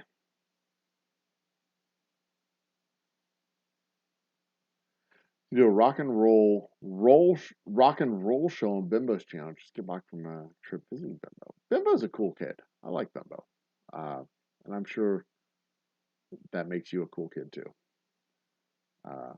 Coolness by association and all that. Steve's in the house. Cheers, Steve Erpenbeck. Glad you could join us. We're doing absinthe tonight, and I am actually feeling this drink. This is a lot. Okay. So Steve's new. So we're gonna recap everything for Steve. Uh, so we're doing absinthe. This is the absinthe drink. You can barely see it is absinthe ordinaire, 92 proof. I made a cocktail for my lovely wife called the Ritual, which is just a cube of a sugar cube. I'm sorry, 2 parts absinthe, 3 parts water poured over a sugar cube as the sugar cube dissolves into the absinthe. There you go. The cold part of the water makes the absinthe cloudy, and you have a nice cloudy drink. You can scroll back and see what it is. Right around the 15-minute mark. Mine is the absinthe Sazerac, which is 2 shots of bourbon, 1 shot of absinthe, and a cube of sugar. I don't like it. It is not good. This is what absinthe looks like in the wild. It is green. Uh, it tastes, to my palate, they say it tastes like licorice. It is an anise flavored uh, liquor, not unlike gin, which is juniper berried. This is anise flavored. That's where it gets its particular unique flavor and color from anise and fennel. Wormwood is the where it gets its name from, and that is where did I put that? That the Latin name for wormwood is um, art Artemisia absinthium, which is grand wormwood, and that's where absinthe gets its name. Um, I am drinking, like I said, the Sazerac, and it is gross. I don't like it. It's not bad. It's not terrible, but I wouldn't order it. Um, I mean, it's sugar and absinthe and bourbon. And I almost bailed. I got a fresh glass. I was gonna drink some of my Oishi whiskey, but I figured I'd give it the old college try and push my way through. I'm an hour and a half into the show. I can finish this drink for the next 30 minutes. If I poured myself a fresh drink, I'd drink it like that. So, uh, being what with being a fancy schmancy drink from the countercultural artists and philosophers and writers of the late 18th, I'm sorry, the late 19th and early 20th century. Um, I can see why it was the drink of preference because you I wouldn't drink more than a couple of these in a night, probably. Especially, I certainly wouldn't drink more than a couple of these in a night. Um, so you could continue to have your wits about you, even if you have a fancy fluted drink. And this is what the fancy fluted drink cups look like. Where's it at? That one right there. Yeah. See, so these fancy fluted, that's the absinthe spoon, and the fancy flute drinks where it's got the little bubble butt down there at the bottom and the nice fluted top up there at the top. So there you go. And also, while we're here, this is the fireworks that we'll be launching off for our 600 subscriber special and 4th of July extravaganza. And now that we are well past our 600 subscriber mark, we are now onward to 1,000 subscribers. The next, I don't know, 700 is actually the next benchmark. But hey, let's bite off more than we can chew, right? Let's do it. Now, on with back to chat. Now that Steve's all caught up. Kid you not, when I was a kid in college, I showed up about 5 or 10 minutes late for a English class. I walk into the class, professor is here, like the professor's here, the doors to come into class are here, and you got to come in and like sit in the class, right, facing the professor. I come into the class and he looks over at me, takes a deep breath, and he starts over from the beginning of his lecture. I turned around and walked back out of the class. I'm like, fuck this son of a bitch. I'm not gonna. I intentionally came in late to skip the first part of the lecture. Anyway, um, uh, Angie Mason's fluid art. Yeah, you did. You missed the episode, but hey! I just recapped it all for you.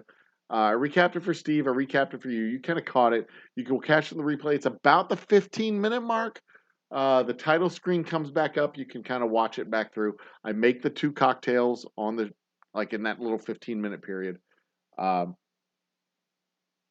I, I don't like it. I'm not gonna lie. I do not like. I would not order this cocktail. Uh, it's not undrinkable, but it is not my. It's too thick. It's just. It's kind of syrupy. Um. Anyway. And actually, Angie, you were one of the people that suggested I do the absinthe episode. I am I am going to judge you. There, you've been judged. Take it. Um, email Bimbo. We're doing a top 12 Aerosmith. Aerosmith. No shit. Aerosmith is one of my all-time favorite bands. Aerosmith, Guns N' Roses, all-time favorites. I love Aerosmith. Um, I might have to email Bimbo about that because I might. If it's Saturday, Saturday's not going to be enough time for me to get an 8 o'clock Eastern. I'm going to be busy. Yeah, I've got a tasting until 8 o'clock Central. If I look at my July schedule, I will be at. Where will I be on? I don't have it written down on my calendar. I need to update my calendar for July. Um, but for uh, but fors. July 2nd. Oh, July 2nd, I'll be up at the Kingwood store local here. I really do need to publish my schedule. I'll publish that tomorrow. Um, so yeah, I might be, depending on how long the show is, I'll be able to catch the second half. I'll be home by 9 p.m. Central, or 9:30 Central rather. No, 5 to 8. I'll be home by 8:30 Central. I'll be about an hour past y'all's starting point. Anyway, always look at the bright side. I'm like, yes, from that was such the TV edit for that movie really. I'm sorry, that's the Life of Brian. That's not the Meaning of Life. The Meaning of Life is the one I'm thinking of. The TV edit for the Meaning of Life, with the song "Every Sperm Is Sacred," really lost the background joke. Uh,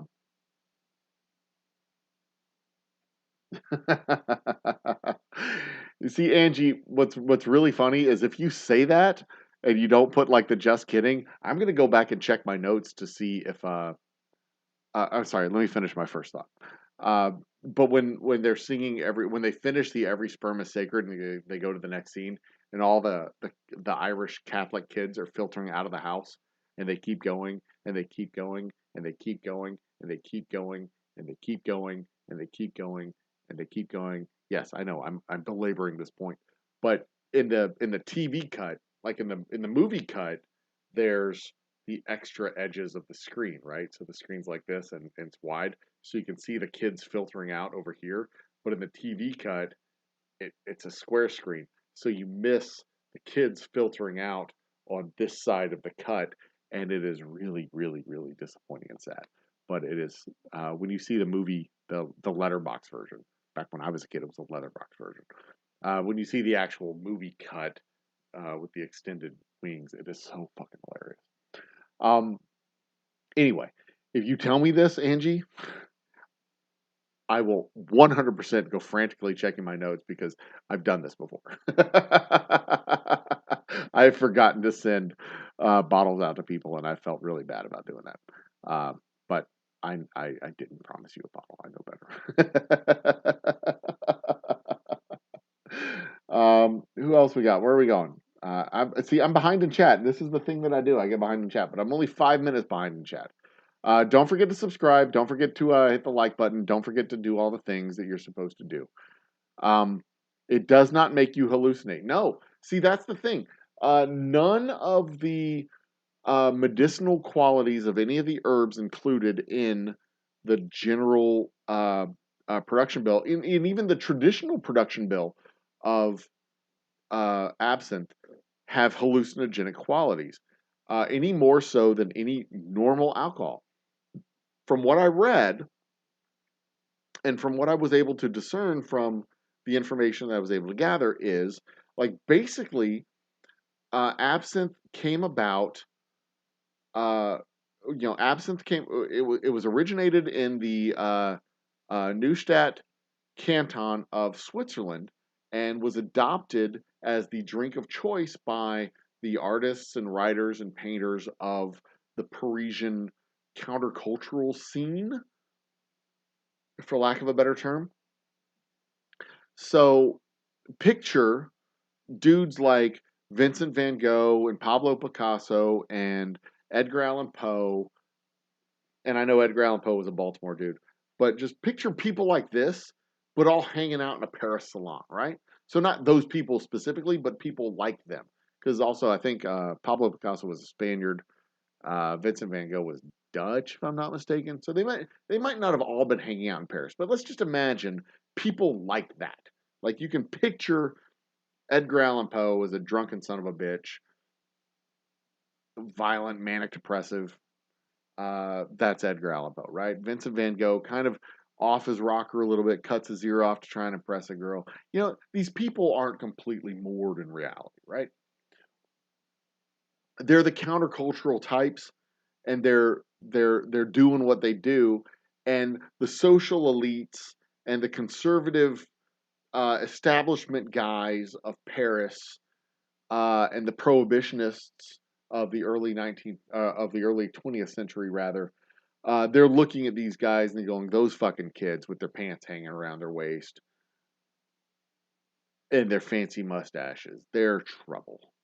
We need to get them out of the fucking salons, and we need to have a really good explanation of what the salons are bad for us, and da da da da da. So they came up with this story that it's hallucinogenic, and it would make you violent, and it would make you do these things that it doesn't make you do. Not unlike the way the conservative establishment types in the 1950s came up with the reefer madness bullshit here in the United States to scare you away from doing the ganja, the wacky tobacco, the weed, if you will. So from what I understand, from what I can read, from what I can gather, the stories about it being hallucinogenic and being dangerous, more so than your typical alcohol, was purely a story to get people to not do it and to other the artists and fancy pants countercultural types of the day. So it was very much a reefer madness type of story. From what I can gather, I have seen no other evidence and no other explanation for where this story came from. So there you go. So yeah, no, it does not make you hallucinate. Doesn't make you hallucinate, and it's not illegal. It's not illegal to buy it, at least not in most states. Some states still have a prohibition on it, but most states, most of them, I think there's only 2 or 3 where you can't buy it. But chances are, if you can't find it in your location where you live, it's just because it's not popular, and you can probably order it from one of the national uh, distribution centers that do the online ordering. Um, but I can't do it for you. You got to do it for yourself. So there you go. So molasses next time. Cut down the thickness. Molasses? Or you mean like molasses rather than sugar cubes? I don't see how molasses would cut down on the thickness less than sugar cubes would. Sugar cubes would. Sugar cubes seem to be the way to keep it as thin as possible. Uh, yes, Jen, camping is our preferred method of vacationing. Uh, I don't like staying in a fun story. We don't normally stay in hotels. We haven't stayed in a hotel since probably 20 like vacationing in a hotel since 2009, 2010. When my youngest was just a wee little kid, and we did a road trip, and we stayed in a few hotels during that road trip. We don't normally stay in hotels. That's not our vibe. That's not our thing. That's not what we do. we went on a road trip through. Okay, so this trip was southeast United States. We went out through. We went up to I-20 and across to Georgia and back down and around through on I-10 back to Texas.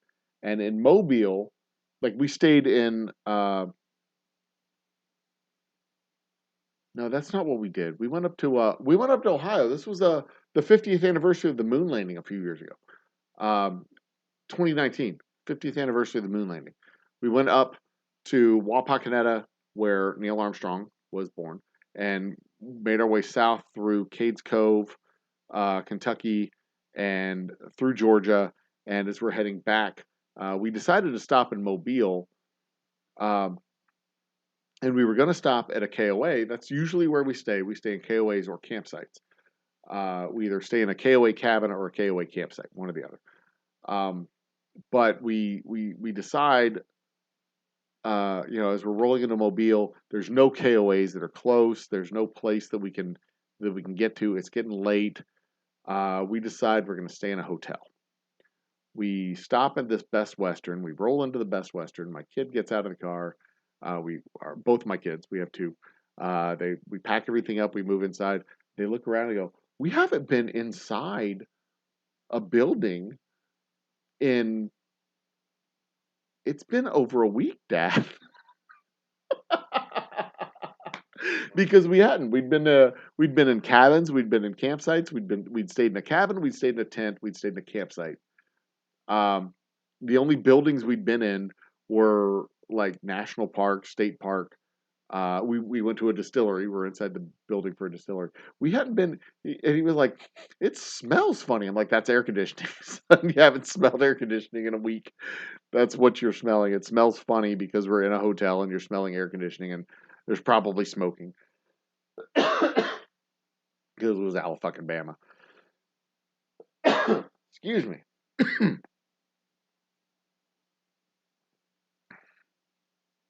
There we go.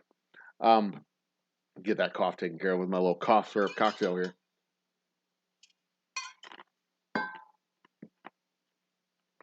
And wash that flavor out of my mouth. But yes, camping is our preferred method of vacationing. That is what we like to do. Communing with nature. And in fact, earlier this year, for spring break. No, it was May. It was beginning of May. So yeah, I guess that was spring break. We stayed a week at Inks Lake here in Texas. We've stayed at Palo Duro Canyon. I usually collect up coffee mugs because I am a huge coffee drinker. I love my coffee, but I usually collect up coffee mugs. So we've camped at Palo Duro Canyon. A couple of years ago, we camped in Palo Duro Canyon, and while we were in Palo Duro Canyon for this was spring break, we experienced 95-degree heat and a blizzard within 5 days of camping in Palo Duro Canyon. We had a blizzard that we endured. Like the day before we got there were tornadoes. The day after we got there was a full-on blizzard. Like you could not see this far in front of your face. Blizzard. And then 2 days after that, it was 90 degrees in the floor of the canyon. Complete wild, bizarre shit. Mr. Jiggs, barrel finished whiskey's planned. Yes. So our special reserve is aged in used barrels and finished in new barrels. Our double oak rye is not finished in new barrels, but it is aged with extra oak staves. Over time, like the next things we have planned are just getting our bourbons finished and out the door, getting the equipment installed and the bourbons done. But doing some different finishes on our bourbons with port or Chardonnay, or not Chardonnay, port or Cabernets or things like that to give it a different flavor. Yeah, I'm thinking about it. We've got some stuff that we have in the works, but we've got a whole lot of stuff that we got to get done in the next 6 months. Um, getting this fucking steam generator installed is proving to be much more challenging. It is um, it is such a pain in the butt. Um, but we'll work on it. We're working. We're trying. We're working hard to get the things done that need to get done. It's just um, most of the finished whiskeys that we're going to have will be finished in bourbon barrels, but it's not going to be necessarily whiskey finished in a bourbon barrel. It'll be brandy finished in a bourbon barrel. It'll be spirit whiskey, which is basically vodka that's aged in a bourbon barrel, gin finished in a bourbon barrel. The challenge, I do know several wineries in the area, and if I can get their barrels from them, do like a barrel swap where I get their barrels and they give me, I give them mine and they give me theirs, and then we can do some finishing and they can do some finishing, and we can have like a joint project with those guys. We've got a lot of talks in the works. The biggest problem that I've had so far is actually making, getting the equipment installed so that I can use my barrels for fucking whiskey. That's been the biggest challenge I've had so far. But we're working it all out. Cheers, James Morgan. Welcome to the party. Thank you for joining the chat. Bring a list. She'll let you catch up. I will be jumping in on Saturday as quickly as I can. Promise. I'm looking forward to. I like Bimbo. I want to hang out with some of on some of her shows and with some of her audience. I like that she hangs out with my shows, and I like the shows that I've seen her do. I like seeing them. I like the product that she's putting out. So there you go.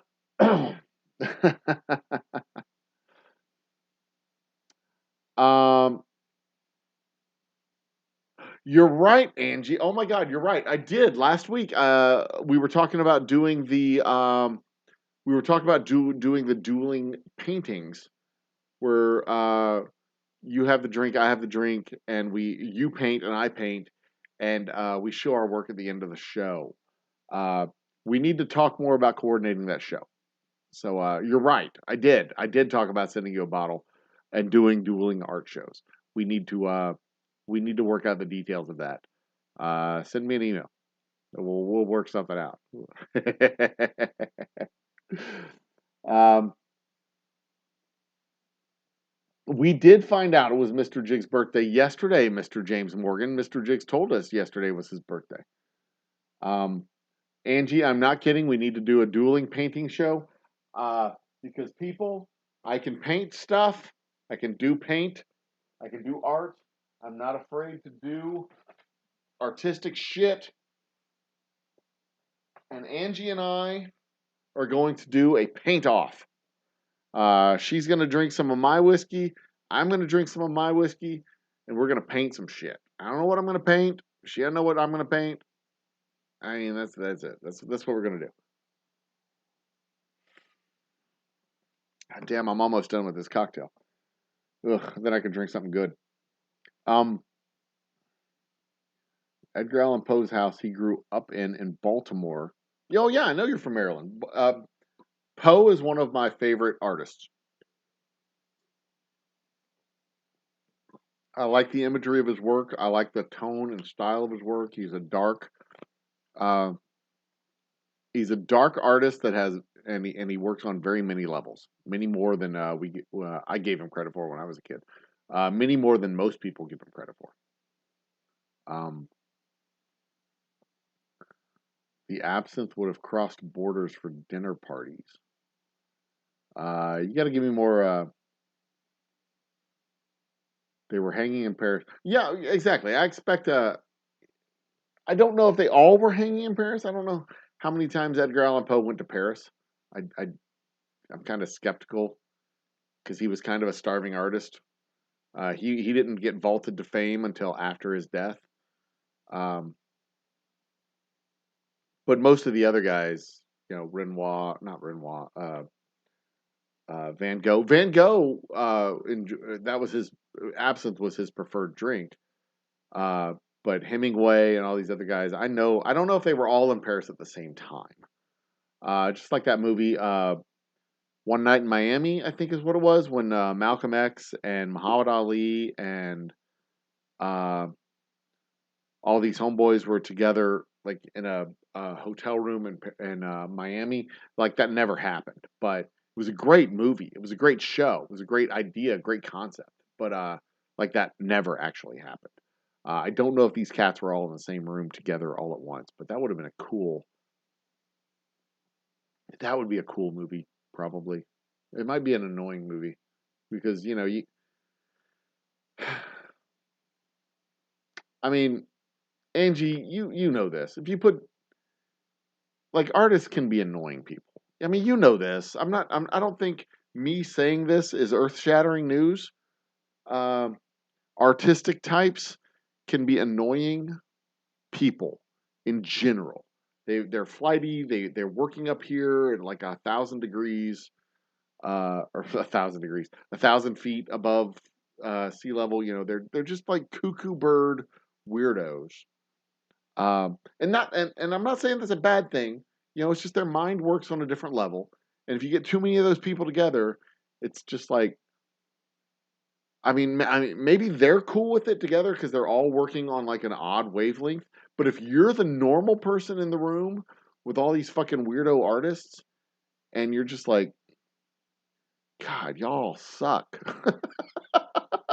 Like individually, you're cool, but you put them all together, and it's like, damn. I mean, could you imagine being in a museum,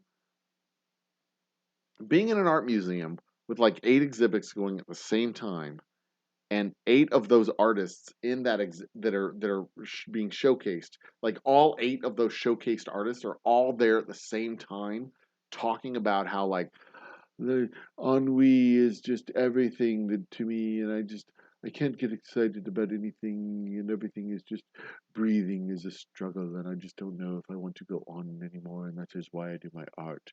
And then they're all like, yes, I understand exactly, but breathing is such as not just breathing, but even just the thought of breathing.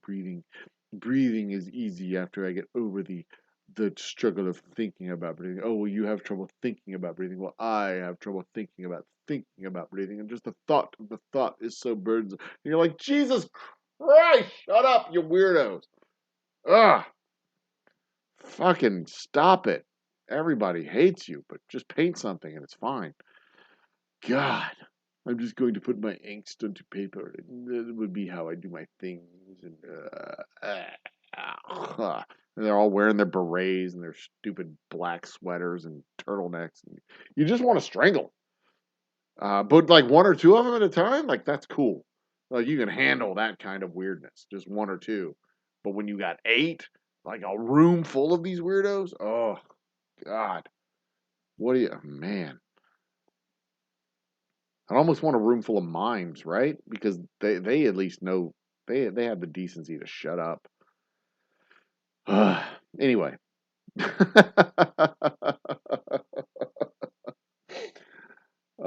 a gin scare in UK. What? A gin? Oh, because I guess because of the herbs and stuff. Um, I'm willing to bet you have fancy pants, Angie. Uh, at least one pair of fancy pants. I guarantee it. I guarantee you have one pair of puffy fancy pants. How did I get so far behind on chat? Holy shit. All right. I got to find out where I was. I highlighted something and then moved on. Um, I've scrolled past what I highlighted. There it is. Okay. Let's catch up on chat, shall we? Mother's. Oh, I see. The gin scare. I got you. Okay. Saw my camping gear when I got married 24 years ago. Poor hubby didn't care for primitive camping. Here's a fun fact about my lovely wife. She, make sure she can't hear me. She really, really enjoys showers and uh, washing her hair and bathing. And before I met her, that was like, that was like, I mean, that was something I did, but I didn't really like enjoy it.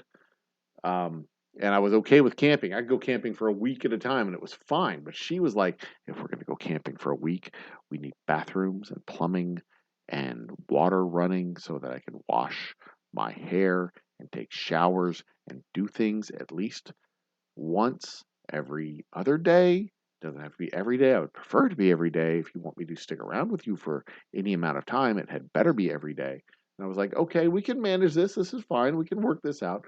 She plans the camping trips now. So that's why we go to KOAs and state parks and national parks. And we don't just do what like I used to do and grab a pack and just womp out into the fucking woods like a goddamn barbarian. She's like, we're going to be in a place that has running water. I'm like, we just need trees to hang up a hammock. We're fine. She's like, nah, that's not how things work. She's a civilized, very civilized backwoods individual. Where I was just like, fine, I'm good. I could be out in the woods for a week, come home, and just rinse the filth off of me, and I was fine. But now, I have a family and I have kids. I am absolutely making those disgusting heathens bathe because they stink. When you're in a pack of people and you're camping and you go more than a couple of days without showering and bathing, yeah, it gets thick. It gets real thick, and it is hard to breathe when people are in close proximity to each other. Um, so I understand it. I get it. I appreciate it completely. But before I met her, yeah, long-term primitive camping, I was down for it. I'd grab my walking stick, grab my backpack, throw my dehydrated food in the backpack, and I'm out. Let's go. We're camping. The longest camping trip I ever went on before I met her and got married, was 9 days. Uh, it was 9 days, but it wasn't like a hiking and camping and stuff. It was just solitude, being in one place, tent, bedroll, 9 days, seclusion. The only people around me were cows. Uh, it was, God, that was amazing. Absolute fucking bliss. But yeah, after actually getting married, uh, have I I don't think I've gone. Well, no, I take that back. I was gonna say I don't think I've gone more than 2 or 3 days without having a conversation. Last week, when everybody was out of town, everybody left town on Sunday. I didn't have a conversation with another human being until Wednesday. So it's Sunday, Monday, Tuesday, all day Wednesday. I went 4 full days without having a full conversation with another human being. And that's probably the longest I've gone without a conversation uh, in a long time. Um, Yikes. Anyway, no on vacation in Ohio. Leave Ohio to go on vacation. No, no, no, no, no. Mr. Jiggs, I've been to Ohio. I vacation in Ohio. Ohio is a glorious state. Don't say that. Wapakoneta is beautiful. And in fact, uh, the first on the Moon Festival is a fantastic festival. If you haven't been to Wapakoneta in late July for their Moon Festival, you're missing out, my friend. Um, Gin Lane, okay. Do KOAs have a mandatory time to leave? Or they have some restrictions because they're a Christian organ? I've never run into any issues with I mean, we usually leave at usually we're packed up and gone by 10 o'clock in the morning when it's time for us to move on to the next stop. So the biggest challenge we have with KOAs is the arrival time, because you need to be there before they close. Um, Otherwise, you're doing the late check-in stuff. So they close at like 6 or 7. Sometimes you get the ones that stay open till 8. Um, but that's the biggest challenge we have with KOAs. They're clean. The people there are not weird. Um, they're big. They're better than hotels, and they're cheaper than hotels, quite honestly. Because you can show up at a KOA, set up your cabin, set up your tent, set up your campsite, whatever you're doing, and then the kids can go. They can go do all the things that they're going to do. Go play in the playgrounds, go to the pool, uh, do all this, do all the stuff.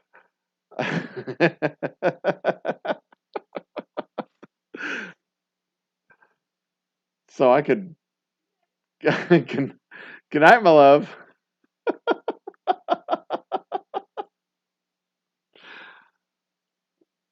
Just see if she's gonna show me again. No, is she gonna? Yeah, there it is. All right, so my door over here has a glass. I won't tell him, baby. Go on. Your bits are secure. I won't tell him about them. My lovely wife is right here on the other side of my door trying to tell me to wrap up my show. Holy shit, it's after midnight. It is time to wrap up the show. But we'll catch up a chat before we wrap up. And I am, goddamn, I am 20 minutes behind in chat. Anyway, the biggest challenge we have with KOAs is the check-in time, not the check-out time. Because usually when it's time to check out, we're ready to go. But it's way better than hotels because, it's a 40-acre campground or 15-acre campground or whatever. The kids could go out and play. You have swimming pools and playgrounds, and you've got trails through the woods and the wilderness areas, all this stuff. You can just let them go, and you can't do that in a hotel. In a hotel, they're in the hotel room, they're playing their fucking video games and doing all the shit that they do. At a KOA, you get everything set up, you start cooking dinner, you're like, get out, go, get, shoo, skedaddle. Poof, they're gone. Be back at be back for dinner. 30 minutes. Come on back. And then, they're back and you're eating burgers or sausages or silverbacks or whatever you eat that night. So there you go. All right, let's move on. I'm trying to stay hydrated, James Morgan. I absolutely am. The dueling paintings. Okay, that tells you how far behind I am. Email me info@oldhumbledistilling.com. We will work out a date for the show. It'll be fun. We will work out a date for the show. It'll be fun. It really will. And maybe I'll do the painting at the distillery. Two giant paintings holding flintlock pistols at the crack of dawn. That might not be a bad idea, Mr. Jigs. Doing a custom art label, because we do the labels. I do a little like custom art on our labels up here, so I could make that one of my custom artworks, or just the background label. This is green background. Green background. We do a blue background for our bourbon, black for our special reserve, gray for our purple for our straight whiskey. Is this the straight whiskey? No, that's the silver. I could almost certainly do that. Like replace the background with art. That's not a bad idea. Who pictures anything at the crack of dawn? Anyway. There's so many things to that can be commented on this, but I will comment none of them.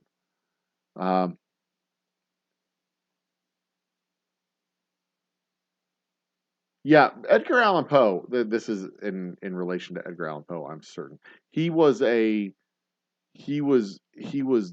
definition of a starving artist, and I think if memory serves, he was vaulted to fame after his death. And he was always a struggling artist. His books and his poems were, they were good, but they weren't widely circulated. He didn't become super duper famous until after he died. He died on election night. I'll add November. I want to say it was November 5th. But I can't remember exactly. But it was the beginning of November, election night. And now I can't remember what year it was. I'm sure it'll come back to me after the absinthe leaves my system. I have a half a shot of absinthe right there. I really would rather finish the night with some whiskey. Something that tastes good. See, what's really funny is seeing the comments when I catch the comments up to and remember what I said and what y'all are commenting on when I said what I said 5 minutes ago or 10 minutes ago or whatever it was.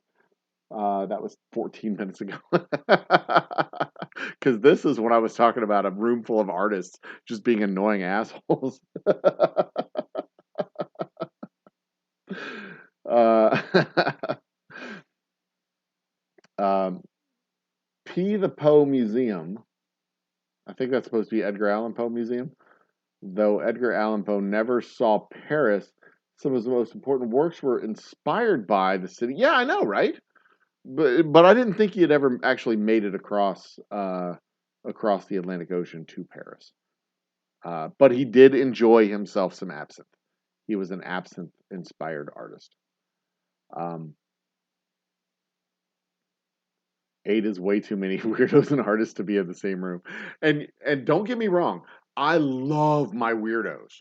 My I as a distillery, I've cultivated like this garden of weirdos from sword swallowers and uh, uh, weird clowns and uh, mentalists and people who staple cards to their bodies and burlesque dancers and did I mention sword swallowers? Because I got sword swallowers in that mix too.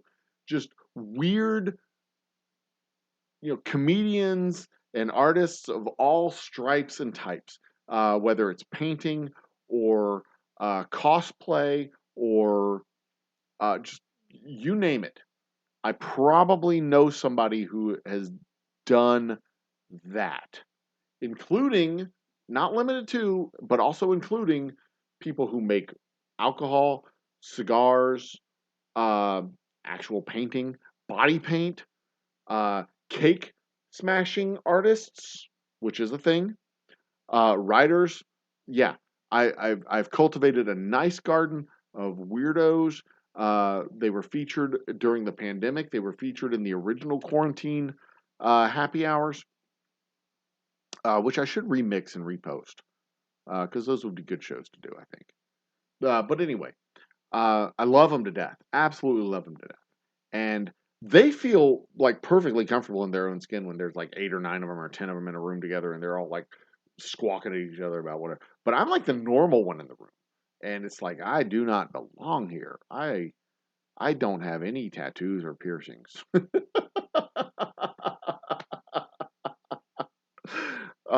Not that tattoos and piercings make you weird, but I'm like really vanilla compared to these guys. I'm the weakest artist in the room.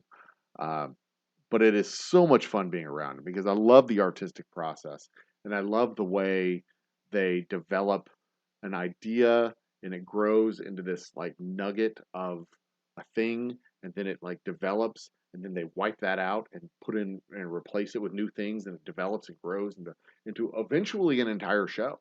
And it's just absolutely fascinating. And it is not unlike how we make business.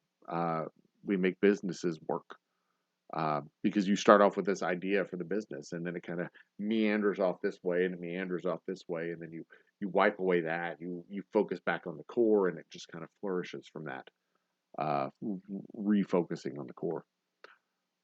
Anyway, she would the modern native and his wife's been camping full time. Ooh, full time the last few months. Yeah. See, that's the thing. What she wants to do ultimately is overland in an RV, have a base camp where we come back to, like a home that we come back to. But ultimately, what she wants to do in her retirement years is uh, uh, be a full time vagabond with a base camp, and I'm here for it. I absolutely I want to do it, um, but we'll just have to see how it works. A cool creek for bathing off the Appalachian. I would love to hike the Appalachian Trail, by the way. That is a through hike of the Appalachian Trail is one of my like bucket list dreams. I don't know if I'll ever be able to do it. I don't know if I'll ever have the time to do it. I'm getting up in years. But I would love to be able to do a through hike of the Appalachian. Um, one of these days, I'm going to do a through hike of the Old Humble Distilling Company is going to sponsor a through hike of the Sam Houston National Forest here just north of town. And then we will take that knowledge and apply it to something larger. And I'll keep everybody posted, and we'll see what happens. Closed, ended up making our own camping spot. Oh yeah, and I've got a rooftop tent for our van, so that if I need to make my own camping spot, I can do that, and it is 6 feet off the ground, and it is comfortable and cozy and safe. But that's just that's one of the ways we roll. That's how it works. James Morgan, go to bed. Thank you, James Morgan, for joining us for the show. Have a good night. I thought it was your last call. Goddamn bacon. Nope. Mr. Jiggs is out the door. Goddamn bacon still at work? I've got to find out what you do for a living, my man. One of these days we'll have to talk. I'll see you Friday. I'll come in after I do my tasting on Friday, and I'll pop into your show. My after party. Goddamn bacon show on Friday night is my after party.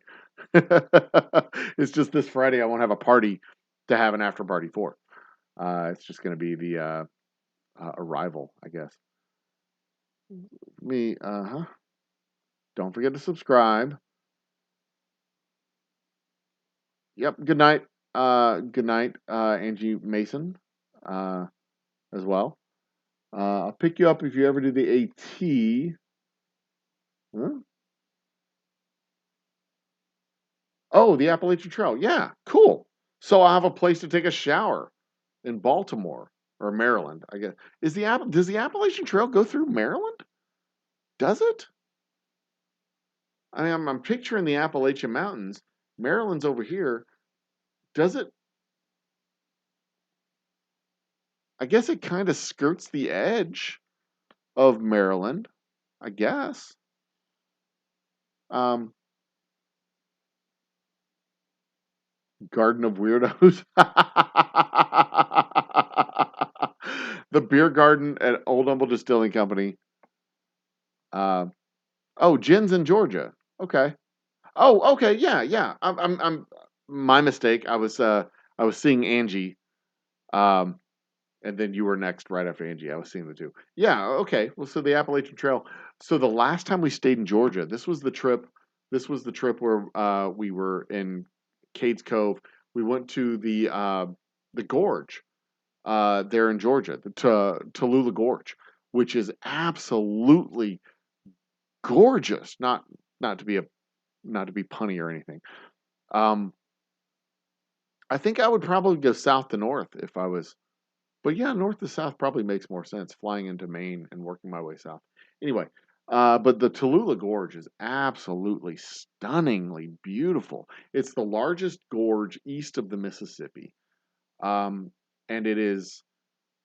It's just stunning. We hiked our way all the way down to the bottom, which was easy compared to hiking our way back up to the top.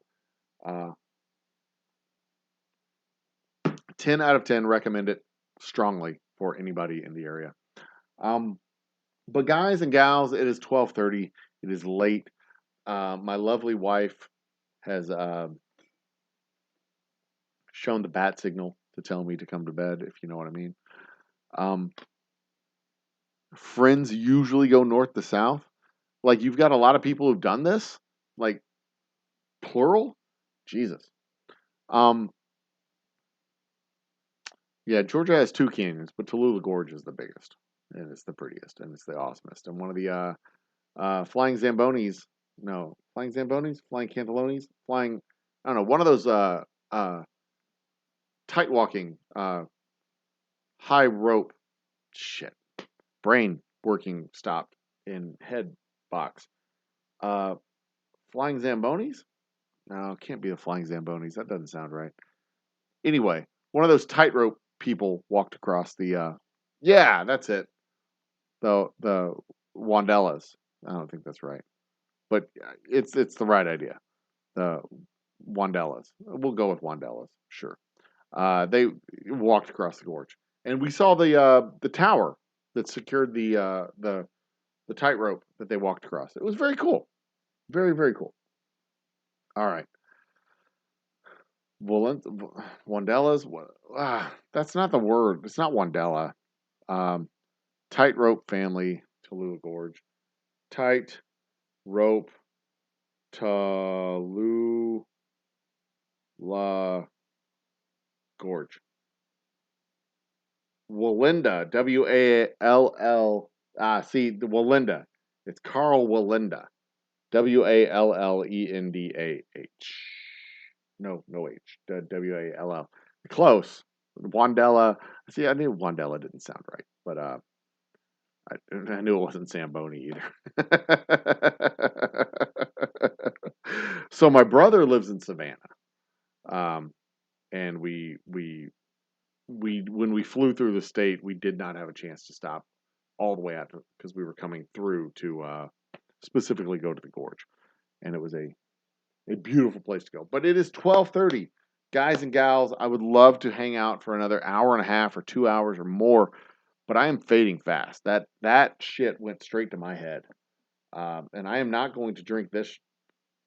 Well, you know what? I am, but to drink it, I'm going to dilute it. We're gonna do that. We're gonna put a little bit of water in there. So y'all saw earlier how clear it was. I added the ice water to it, and now it is cloudy. That is the difference between um, the clear absinthe and the cloudy absinthe. So just like that, you add a little bit of cold water to it, and what happens is the proteins from the fennel and the anise and the wormwood and all the other stuff comes out of suspension and into the water, and it makes it cloudy.